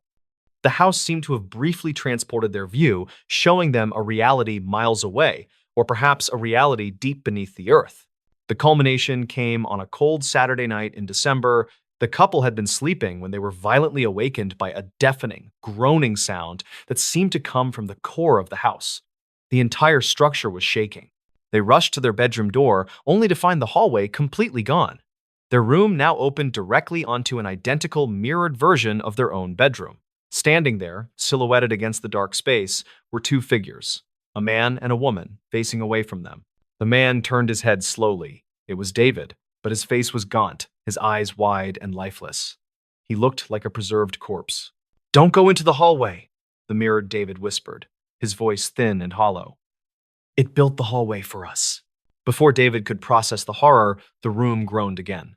The walls rippled, and the mirrored room vanished, replaced by a simple, white-painted corridor. But the corridor wasn't theirs. It was impossibly narrow, filled with a suffocating metallic smell. And at the end of it, they saw a door they had never seen before, a small, square door, like the entrance to a mechanical crawlspace, painted a deep, unsettling shade of black. A tiny, faint red light was blinking above the black door. David, convinced this was the house's final mechanism, the heart of the trap, grabbed Claire's arm. "We have to leave now. We have to break the pattern." They raced downstairs, smashing a window and climbing out into the cold night air. They ran across the lawn and didn't stop until they reached the main road, where they collapsed, watching the house loom silently in the distance. They contacted the police, but the police found nothing abnormal, just a very old, very large, empty farmhouse with a few broken windows. The police dismissed their story as a shared nervous breakdown caused by stress and the isolation of the old house. The Holloways never returned. They sold the house cheaply and moved to a city apartment. But the story doesn't end there. The final, chilling twist was discovered 3 months later by a building inspector hired by the new owner, an investor. The inspector was examining the house's foundation in the old, cavernous basement. He found a small hidden room beneath the main floor. Inside the room was a small, crudely built desk, and lying on the desk was a stack of yellowed papers. They were technical drawings, the blueprints of Elias Ashworth. But these were not drawings of the house's foundation. They were complex diagrams of a time dilation engine and a spatial distortion field, drawn with the same meticulous precision as any structural blueprint. Attached to the diagrams was a final, faded note from Elias Ashworth. It read, "I built it perfectly. The house is a machine. The purpose is not to keep the world out, but to harvest the space between the steps. The corridors are the coils. The stairs are the battery. And the black door in the narrow hallway is the exit point. I have trapped the time. I have contained the space. Now I need the fuel. They will wander until the house is full." The inspector, disturbed, went back upstairs to call his office. He had to pass through the study and the main library. As he walked down the 10-foot corridor, he heard a faint, strange sound, a quiet, mournful whisper that seemed to come from the wooden floorboards. He stopped and listened. The whisper repeated, slow and agonized. 17 steps, 16 steps, 17 steps. The inspector immediately turned and ran, leaving the Ashworth estate forever. The house still stands today, perfectly preserved, its rooms defying geometry, its stairs changing their count, and its hallways waiting for the next person to walk between them. It is still waiting for the fuel it needs to run its impossible engine, and it is still running the only trap Elias Ashworth truly perfected. And that, ladies and gentlemen, is the strange, dark, and mysterious story of the house that built its own trap. Until next time, take care of yourselves. Hello, everybody, and welcome back to the channel. I hope you're having a strange, dark, and mysterious day, because today we are venturing into the wild, untamed vertical landscape of the Pacific Northwest. This is a story about the primal power of nature, the crushing isolation of the high peaks, and a mystery that involves two highly experienced climbers who reached the summit only to have the mountain itself devour them whole. This is the story of the night the mountain ate them. Before we dive into the deep end of the mysterious, do me a favor. If you enjoy this type of content, please take a second to subscribe to the channel, like this video, and let me know in the comments what city you are watching this video from. Your support helps me keep telling these strange, dark, and mysterious stories. Our story centers on Mount Rainier, the colossal, glacier-covered stratovolcano that dominates the skyline of Washington state. Rainier is magnificent, but it is also one of the deadliest peaks in the world, responsible for hundreds of climbing fatalities. The event we are focusing on took place in the late summer of 1998. Our protagonists are two men, Ethan Cole and Marcus Bell. They were not tourists, they were seasoned professionals. Ethan was a veteran mountain guide with dozens of successful ascents of Rainier. Marcus was a highly skilled search and rescue technician. They were both physically impeccable and technically brilliant. They decided to attempt a difficult, rarely used route on the mountain's eastern face, a punishing, technical climb known for its deep crevasses and volatile weather. They planned a 4-day expedition, fully stocked with emergency supplies, satellite phones, and specialized mountaineering gear. Their objective was not just the summit, but to test a new geological sensor for the National Park Service. They departed on a Thursday morning, leaving their itinerary and coordinates with the park's ranger station. For the first 3 days, the climb went perfectly. The weather was clear, the ice was solid, and the men were making excellent time. Their scheduled check-ins with the ranger station were routine and cheerful. On Sunday morning, the 4th day, the weather changed dramatically. A sudden, unexpected storm rolled in, a ferocious whiteout blizzard that dropped visibility to 0 and sent temperatures plummeting. The last satellite phone call came in at exactly 10:05 a.m. Ethan's voice was strained, but calm. "Ranger Base, this is Cole. We've reached the summit. We are logging the sensor data now. The storm hit fast. Visibility is 0. Winds are 60 knots. We are establishing the emergency summit anchor and beginning descent immediately. We'll check in at Camp Muir in 8 hours. Copy that, Cole, the ranger responded. Be safe. Get off that mountain. That was the last time anyone spoke to Ethan Cole or Marcus Bell. 8 hours passed. No check-in at Camp Muir. 12 hours passed. No call. 24 hours passed. The storm raged relentlessly. On Monday morning, when the storm finally broke, revealing a clear, brutal blue sky, the largest search and rescue operation in the history of Mount Rainier was launched. Dozens of teams, helicopters, and specialized radar equipment scoured the summit area. The conditions were perfect for spotting anything. The snow was fresh and the visibility was unlimited. The search teams expected to find one of two things: the men's emergency anchor and their bodies encased in ice, or a debris field indicating a fall down the face. They found neither. After 3 agonizing days of searching, the team found the evidence, and it was the most baffling result imaginable. They located the summit anchor, a heavy, steel climbing stake planted exactly where Ethan had reported, just 50 feet below the true summit cornice. The anchor was secure, and the rope attached to it had been meticulously cut, not broken, suggesting the men had finished their task and started their descent. Following the rope track, they found the men's packs. The 2 large, brightly colored climbing backpacks were discovered neatly stacked, resting on a flat slab of rock near the edge of a small crevasse. The packs were full, containing food, extra clothing, and emergency beacons. Everything was there. But the men were gone. The most chilling discovery was made inside the packs. Attached to the harness of Ethan's pack was a waterproof nylon pouch. Inside, they found the last remaining piece of evidence: the digital camera used to record their climb, along with the prototype geological sensor. The sensor data was logged perfectly, recording the precise moment they reached the summit. The digital camera contained only 7 photographs. The first 6 were perfectly normal shots of the ascent, showing happy, confident men against stunning vistas. The final photograph was taken from the summit, 10 minutes after the final call to the base. It was a picture of the storm. The image was a swirling, opaque wall of white snow and wind, illuminated only by the camera flash. It captured the terrifying ferocity of the whiteout. But in the bottom left corner of the frame, there was a faint, blurry shape, a dark, irregular outline against the white snow.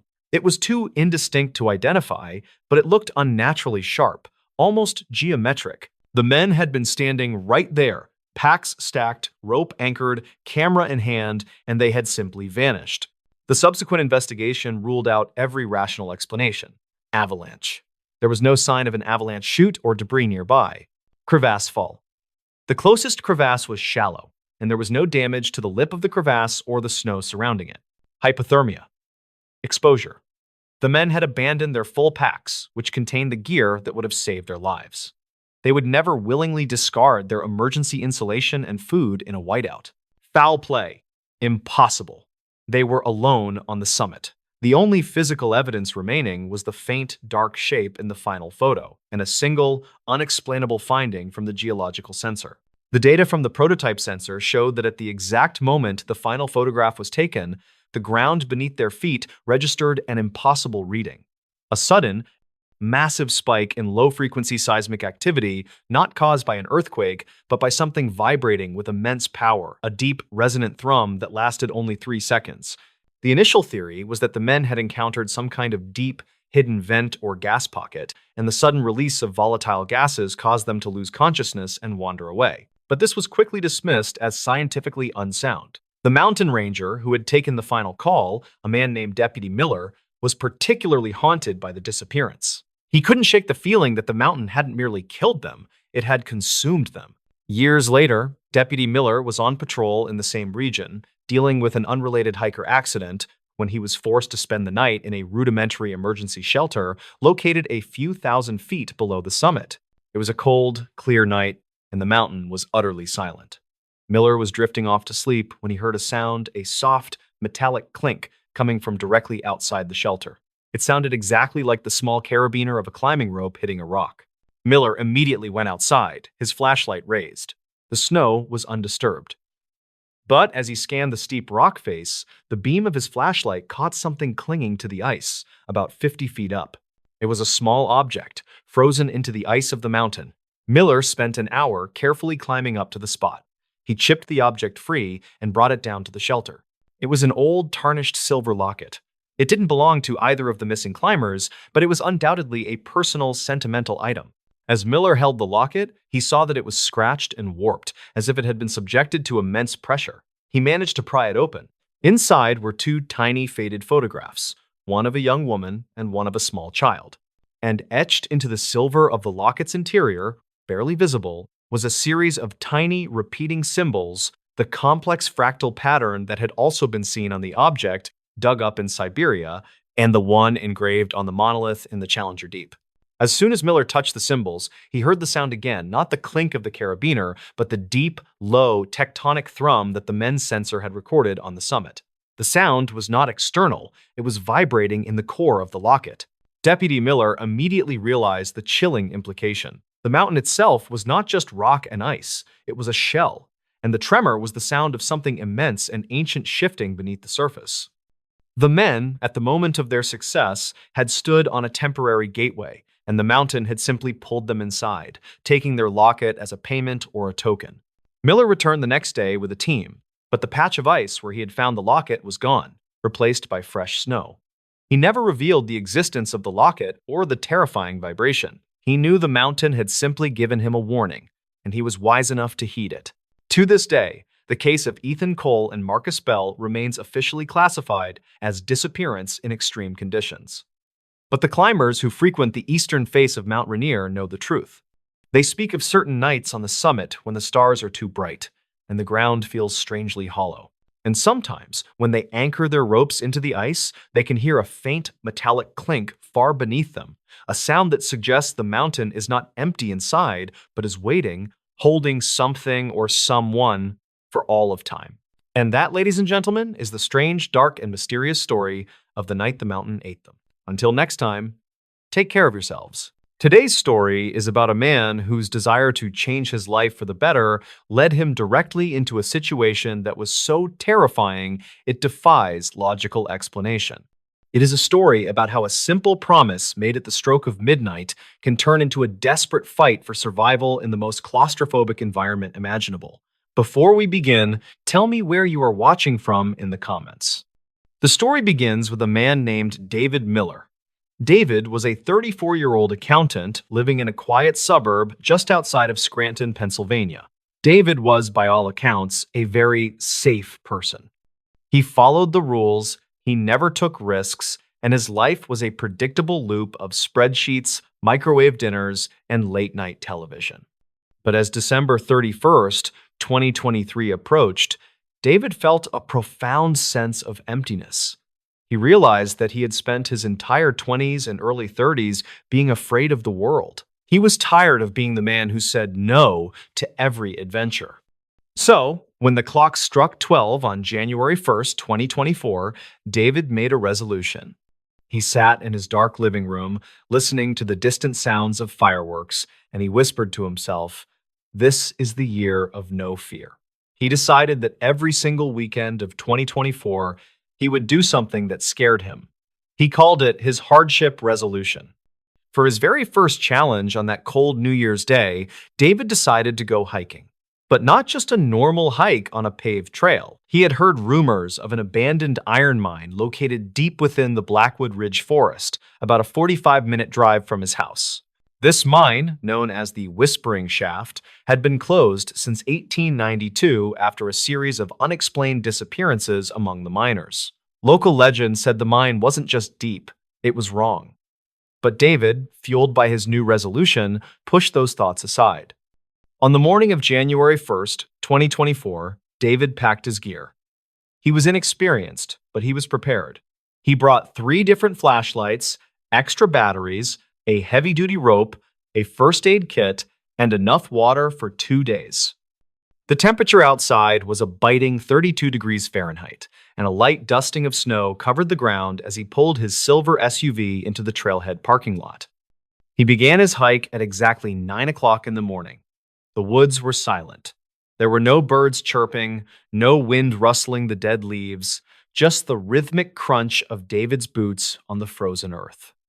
After hiking for about 3 miles, using an old topographical map he had found on an internet forum, he saw it. Tucked behind a thicket of overgrown hemlock trees was the entrance to the Whispering Shaft. It didn't look like much, just a jagged 4-foot wide hole in the side of a granite cliff, reinforced by rotting timber beams that looked like they were one sneeze away from collapsing. A rusted iron sign hung crookedly above the entrance, its letters faded, but you could still make out the warning. Danger. Unauthorized entry prohibited. David stood there for a long time. His heart was hammering against his ribs at 120 beats per minute. Every instinct in his body was screaming at him to turn around, go home, and watch football. But then he remembered his resolution. He clicked on his primary headlamp, a powerful 2,000 lumen LED, and stepped into the darkness. The air inside the mine was instantly different. It was heavy, damp, and smelled of wet earth and something metallic, like old pennies. As David moved deeper, the tunnel began to narrow. He had to crouch, his 6-foot 2-inch frame feeling more and more cramped. By the time he was about 500 feet into the mountain, the ceiling had dropped to only 3 feet. He was now on his hands and knees, crawling over sharp rocks and cold mud. He checked his watch. It was 10:30 in the morning. He told himself he would go for another 30 minutes and then turn back. But as he rounded a sharp bend, his light hit something incredible. The tunnel opened up into a massive natural cavern that the miners had stumbled upon over 100 years ago. It was beautiful. Huge white stalactites hung from the ceiling like frozen teeth, and the walls sparkled with quartz. David stood up, stretching his aching back. He felt a surge of adrenaline. I did it, he thought. I'm actually doing it. He began to explore the perimeter of the cavern. In the far corner, he noticed a vertical shaft that dropped down into total darkness. Beside it was an old wooden ladder, surprisingly intact. David walked over and peered down. He couldn't see the bottom. He picked up a small stone and dropped it. He counted. 1, 2, 3, 4, before he heard a faint clink far below. It was deep, maybe 60 or 70 feet. Against his better judgment, David decided he wanted to see what was down there. He tied his rope to a sturdy-looking timber support beam, checked his harness twice, and began to rappel down the shaft. The descent was slow. Every time he moved, the old wood above him groaned, sending little showers of dust down his neck. When he reached the bottom, his feet touched a floor of soft, black sand. He shined his light around and realized he was in a much smaller, perfectly circular room. But as he panned his light across the walls, his blood ran cold. The walls weren't made of rock. They were covered in thousands of small, hand-carved wooden dolls, all pinned to the earth with rusted iron nails. Each doll was dressed in tiny, rotting scraps of 19th century clothing. David backed away, his breath coming in ragged gasps. This wasn't mining. This was something else. He reached for his rope to start climbing back up, but as he put his weight on it, he heard a sickening crack from above. The timber beam he had tied the rope to, the one that had stood for over 130 years, finally gave way. In an instant, the rope went slack. David fell backward into the black sand as the heavy beam and a cascade of rocks came thundering down the shaft. A cloud of thick, choking dust filled the small room. David scrambled into a corner, shielding his head as the debris settled. When the silence returned, it was absolute.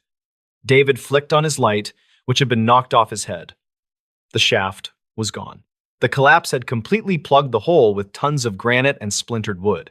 He was buried 60 feet underground in a room filled with thousands of staring dolls. He scrambled to the pile of rubble and began to dig frantically with his bare hands. He clawed at the rocks until his fingernails bled, but for every stone he moved, 3 more slid down to take its place. He was trapped. David sat back, trying to force himself to stay calm. He reached into his pocket and pulled out his cell phone. 0 bars. No service. He was 60 feet under solid rock. He knew there was no way a signal could get out, but he tried anyway. He dialed 911. The screen just blinked. Emergency calls only. Searching for network. He tried again. 911. Nothing. Someone will come for me, he whispered. But then he remembered he hadn't told anyone where he was going. He wanted his resolution to be a surprise. No one knew he was at Blackwood Ridge. He checked his supplies. He had 2 liters of water and 3 granola bars. He had his flashlights, but he knew the batteries wouldn't last forever. He turned off his headlamp to save power, plunging himself into a darkness so thick it felt like a physical weight on his skin. And that's when he heard it. At first, he thought it was just the sound of his own blood rushing in his ears. But then, it became clearer. It was a rhythmic, wet, sliding sound. Shh, slip. Shh, shh, shh. It was coming from the other side of the room near the wall of dolls. David froze. He didn't want to turn on the light. He was terrified of what he might see. But the sound was getting closer. It sounded like something heavy being dragged across the sand. Then, a new sound joined it, a high-pitched, metallic scratching, like a rusted nail being pulled across a chalkboard. David's hand trembled as he gripped his flashlight. He clicked it on and swung the beam toward the sound. The wall of dolls was different. Some of the dolls were missing. In their place were small, pale indentations in the dirt. And there, in the center of his light, was a hole in the floor that hadn't been there before. It was a narrow, jagged burrow, barely wide enough for a person to fit through. From that hole, a hand emerged. But it wasn't a human hand. It was too long, with 4 extra joints in each finger, and the skin was the color of a dead fish, translucent and glistening with slime. The fingers reached out and gripped the edge of the black sand, pulling a long, distorted torso out of the earth. David let out a scream that tore through his throat. He scrambled backward, hitting the rock wall. The creature didn't have eyes. Where its eyes should have been, there was only smooth, pale skin. But it had a mouth, a wide, lipless, horizontal slit filled with hundreds of needle-like teeth. The creature turned its head toward David, its nostrils flaring as it caught his scent. It let out a sound that David would later describe as a wet whistle. David grabbed the only weapon he had, his heavy metal maglite. As the creature lunged at him with impossible speed, David swung. The flashlight connected with the side of the creature's head with a dull thud. The thing shrieked and recoiled, disappearing back into the burrow with a flurry of movement. David didn't wait. He knew he couldn't stay in that room. He looked at the pile of rubble from the collapse. Near the top, he saw a tiny gap between 2 large boulders where a faint draft of air was blowing through. It was tiny, maybe 10 inches wide. He began to climb. He shoved his body into the crevice, the sharp rocks tearing through his jacket and skin. He didn't care about the pain. He could hear the whistling sound returning from the hole below. He pushed and squeezed, his chest compressed so tightly he could barely breathe. He was halfway through the gap when his foot got stuck. He kicked wildly, feeling those long, multi-jointed fingers brush against the sole of his boot. He let out one final agonizing heave and popped through the gap into a narrow, secondary tunnel he hadn't seen before. He crawled for what felt like miles. He didn't know where he was going. He just knew he had to move away from the whistling. Eventually, the tunnel began to slope upward. The air became colder, fresher. After 3 hours of crawling through the dark, David saw a glimmer of gray light. He scrambled toward it, pushing through a final pile of loose shale, and tumbled out into the snow. He was nearly a mile away from the main entrance of the mine, emerging from a natural vent on the other side of the ridge. He collapsed into the snow, sobbing, his body covered in blood, mud, and black sand. He checked his pocket. His phone was cracked, but it was on. He looked at the screen. 1 bar. He dialed 911. This time, a voice answered. 911. What is your emergency? David could barely speak. My name is David Miller. I'm at Blackwood Ridge. Please, there's something in the mine. There's something in the mountain. The police and search and rescue teams arrived 40 minutes later. They found David huddled under a tree, suffering from severe hypothermia and shock. They took him to the nearest hospital, where he spent the next 2 weeks recovering from his injuries. When David told the authorities about the room with the dolls and the creature, they sent a tactical recovery team into the Whispering Shaft. But when they got to the cavern, they found that the entire shaft had suffered a secondary collapse. The room David described was gone. Buried under hundreds of tons of solid rock, there was no way to verify his story. However, the lead investigator found something strange. On the edge of the collapsed area, lying in the dirt, was David's primary headlamp. It had been crushed. But that wasn't the weird part. The investigator noticed that the metal casing of the lamp had dozens of tiny, deep gouges in it, marks that looked exactly like they had been made by hundreds of needle-thin teeth. David Miller never made another New Year's resolution. He moved to a high-rise apartment in the city, a place with bright lights, concrete floors, and no crawl spaces. He still doesn't like the dark, and he never, ever goes hiking. Because every time he closes his eyes, he doesn't see the spreadsheets or his old life. He sees those long, pale fingers, and he hears that wet whistling sound coming from just beneath the floorboards. And that is going to do it for today's story. If you enjoyed this tale of the strange, dark, and mysterious, please let us know. We will see you in the next one. Today's story is about a journey that was supposed to be a victory lap, but turned into a slow-motion nightmare. It is a story about the finest police officers in the world, men who were considered unbreakable, being slowly taken apart by the unforgiving silence of the Canadian North. It is a reminder that in the wild, confidence can be just as deadly as a bullet. Before we begin, tell me where you are watching from in the comments. Now, let's get into the story. To understand the magnitude of this tragedy, we first have to look at the man at the center of it. His name was Inspector Francis Fitzgerald. In 1910, Francis Fitzgerald was a legend in the Royal Northwest Mounted Police. He was the kind of guy other cops wanted to be. He was handsome, he was tough, and he had spent his entire career in the Arctic. He had sailed the worst seas, arrested the most dangerous criminals, and traveled thousands of miles by dog sled. He was known as the man who never failed. Because of his stellar reputation, Fitzgerald was chosen for a prestigious assignment. Every winter, the Mounted Police did a patrol, a mail run from Fort McPherson, which is way up in the Northwest Territories, to Dawson City in the Yukon. This was not a walk in the park. It was a 475-mile trek through some of the most rugged, mountainous terrain on Earth. But for a man like Fitzgerald, it was routine. In fact, Fitzgerald didn't just want to do the patrol. He wanted to destroy the record. He wanted to make the trip faster than anyone had ever done it before. He selected his team carefully. He picked 3 men. First, there was Constable Richard Taylor. He was a powerhouse, a veteran woodsman who was fit and strong. Then there was Constable George Kinney. He was not as tough as Taylor, but he was reliable. Finally, there was Special Constable Sam Carter. Carter was an expert herdsman and a longtime resident of the North.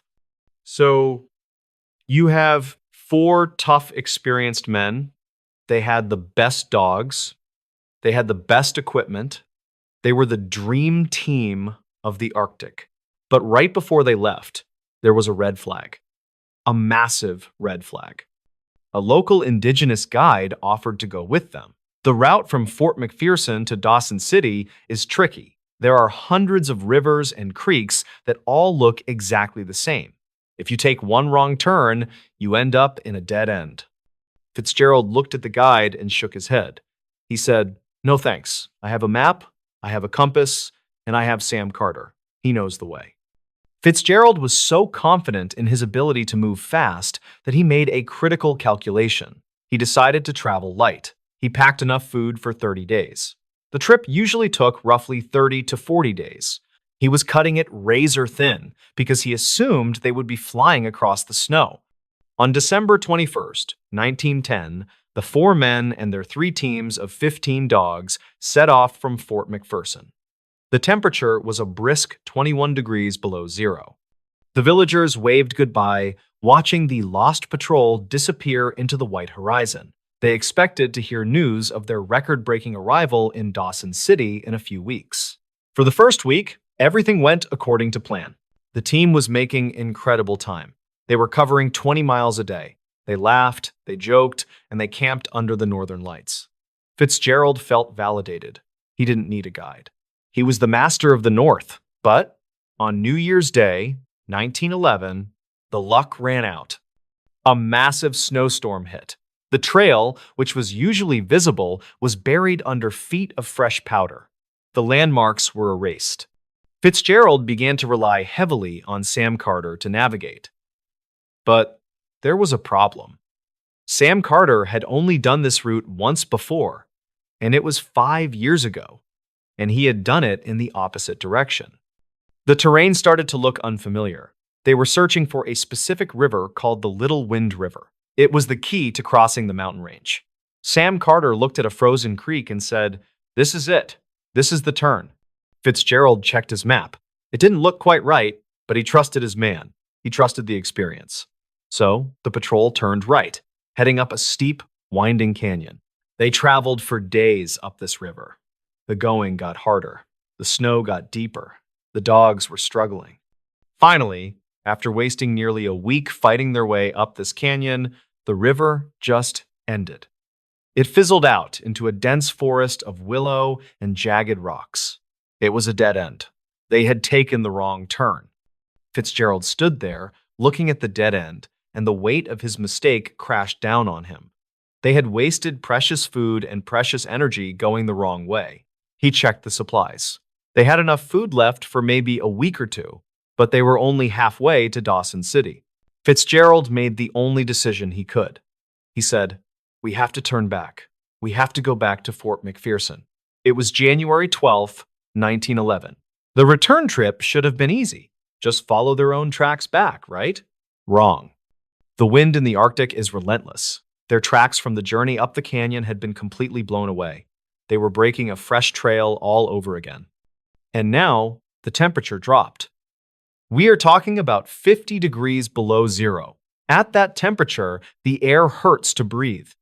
Your eyelashes freeze together, and they were running out of food. This is where the story shifts from an adventure to a horror movie. By mid-January, the dog food was gone. The dogs, which had been their loyal engines, were now starving. They became weak. And in the Arctic, when a sled dog can no longer pull, it becomes something else. It becomes food. Fitzgerald ordered the first dog to be killed. The men sat around the campfire, cooking the meat of the animal that had pulled them for hundreds of miles. It was a grim meal. Dog meat is tough, stringy, and has very little fat. In the cold, your body needs fat to burn for heat. Lean meat doesn't cut it. You can eat a full belly of lean meat and still starve to death. It is called rabbit starvation. As they trudged back toward Fort McPherson, the men began to deteriorate. Their faces grew gaunt. Their movements became slow and jerky. Constable Taylor and Special Constable Carter were hit the hardest. They started to hallucinate. They complained of pains in their feet. Frostbite was setting in. Their toes were turning black. By the end of January, they were still hundreds of miles from safety. They were now killing a dog every few days just to stay alive. But there is a dark science to eating sled dogs. The liver of a dog, especially one that has been working hard in the Arctic, can be toxic to humans. It contains dangerous levels of vitamin A. But the men were so hungry, so desperate for anything that tasted like food, that they ate the livers too. This likely made them sick, causing their skin to peel and their heads to throb, adding to the misery. On February 5th, the group reached a breaking point. They were back at the river where they had made the wrong turn. But they were broken men. Taylor and Carter could barely walk. They were stumbling, falling, and crying out in pain. Fitzgerald looked at his team. He knew that if they stayed together, they would all die. Taylor and Carter were moving too slow. So, Fitzgerald made a desperate gamble. He decided to leave the two sick men behind with a small amount of equipment and camp. He and Constable Kinney, who was still somewhat mobile, would make a mad dash for Fort McPherson. They would run, get help, and send a rescue team back for the others. It was a noble plan, but it was a doomed plan. Fitzgerald and Kinney left their friends. They took the strongest remaining dogs and started running. But running is a strong word. They were shuffling. They were skeletons in parkas. A few days after they split up, Fitzgerald and Kinney realized they weren't going to make it. They were too weak. The snow was too deep. And then something truly heartbreaking happened. They realized that Taylor and Carter, the men they had left behind, had not stayed in camp. In a delirium of fear and madness, the two sick men had tried to follow them. Fitzgerald and Kinney stopped. They waited. Eventually, the two groups merged again. But now, Nobody had any strength left. The dogs were all gone. They had eaten every single one.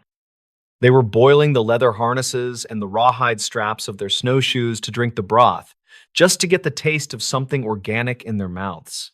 On February 12th, 1911, the diary of Inspector Fitzgerald goes silent.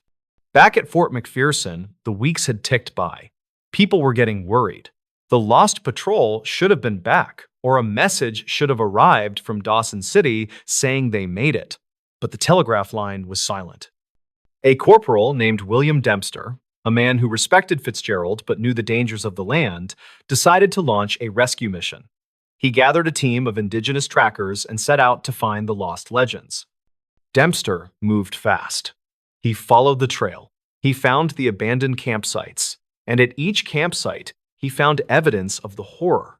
He found dog paws severed and left in the snow. He found harnesses cut up and chewed on. On March 21st, 1911, 3 months after the patrol had left, Corporal Dempster was traveling down the Peel River, just about 25 miles from Fort McPherson. 25 miles. That is one long day of hiking. They were so close. Dempster saw something in the distance. It was a blue handkerchief tied to a tree branch, fluttering in the wind. He approached it slowly. Beneath the tree, buried under a layer of fresh snow, were two shapes. Dempster brushed the snow away. It was Constable Taylor and Special Constable Carter. They were lying side by side. They were emaciated beyond recognition. Their faces were skeletal. Carter's hands were folded over his chest. Taylor had evidently died first, and Carter, in his final moments, had tried to cover his friend with a sleeping bag before lying down to die himself. But where were Fitzgerald and Kinney? Dempster and his team continued searching. They found tracks leading away from the bodies. Fitzgerald and Kinney had tried one last, desperate push. They had left their dead friends to try and crawl the last 25 miles. About 10 miles further down the river, Dempster found a makeshift campsite. There was a kettle sitting on the remains of a fire that had burned out weeks ago. Inside the kettle was half-cooked piece of moose skin, part of their boots. And lying next to the fire were the bodies of Inspector Francis Fitzgerald and Constable George Kinney. Fitzgerald was lying on his back. Even in death, he looked like he was trying to maintain some dignity. But the scene was horrific. He weighed less than 100 pounds. Dempster searched Fitzgerald's pockets. He found a piece of charcoal and a piece of paper. On it, Fitzgerald had written his last will and testament. It was a message to his wife. The note was shaky, written by a hand that was freezing to death. It read, "All money, watch, map, and furs is left to my beloved wife, Leela, and daughter. God bless you." And then, underneath that, a final line that summed up the entire tragedy. A confession from the man who never failed, the man who thought he could beat the North. He wrote, "My last hope is gone." The discovery of the lost patrol shocked the world. It was front-page news in London, New York, and Ottawa. How could the best of the best die like this? An inquiry was held. They analyzed every decision Fitzgerald made. They concluded that it was a combination of bad luck, bad weather, and one fatal flaw: hubris. Fitzgerald wanted the speed record so badly that he refused a guide. He wanted to travel so light that he didn't bring enough food for an emergency. He trusted his own legend more than he trusted the reality of the landscape. When the bodies were examined, it was determined that they had died of starvation and exposure. But the psychological torture they endured, the realization that they had taken a wrong turn, the eating of the dogs, the slow march toward a home they would never see is unimaginable. They were buried in Fort McPherson. Their graves are still there today, 4 white picket fences in a row, marking the resting place of the lost patrol.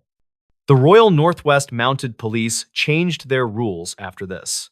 They made it mandatory to hire indigenous guides for long patrols. They established food caches along the route so that no one would ever starve again. But the lesson of Inspector Fitzgerald remains. The Arctic is a place of absolute truth. It does not care about your rank. It does not care about your past victories. It does not care if you are a hero. If you take a wrong turn and you are not prepared, the wind will bury you just the same. So, the next time you are planning a trip and you think you don't need a map because you have a good sense of direction, just remember the lost patrol. Remember the blue handkerchief tied to a tree just 20 miles from safety. And remember that sometimes the most courageous thing you can do is admit that you need help.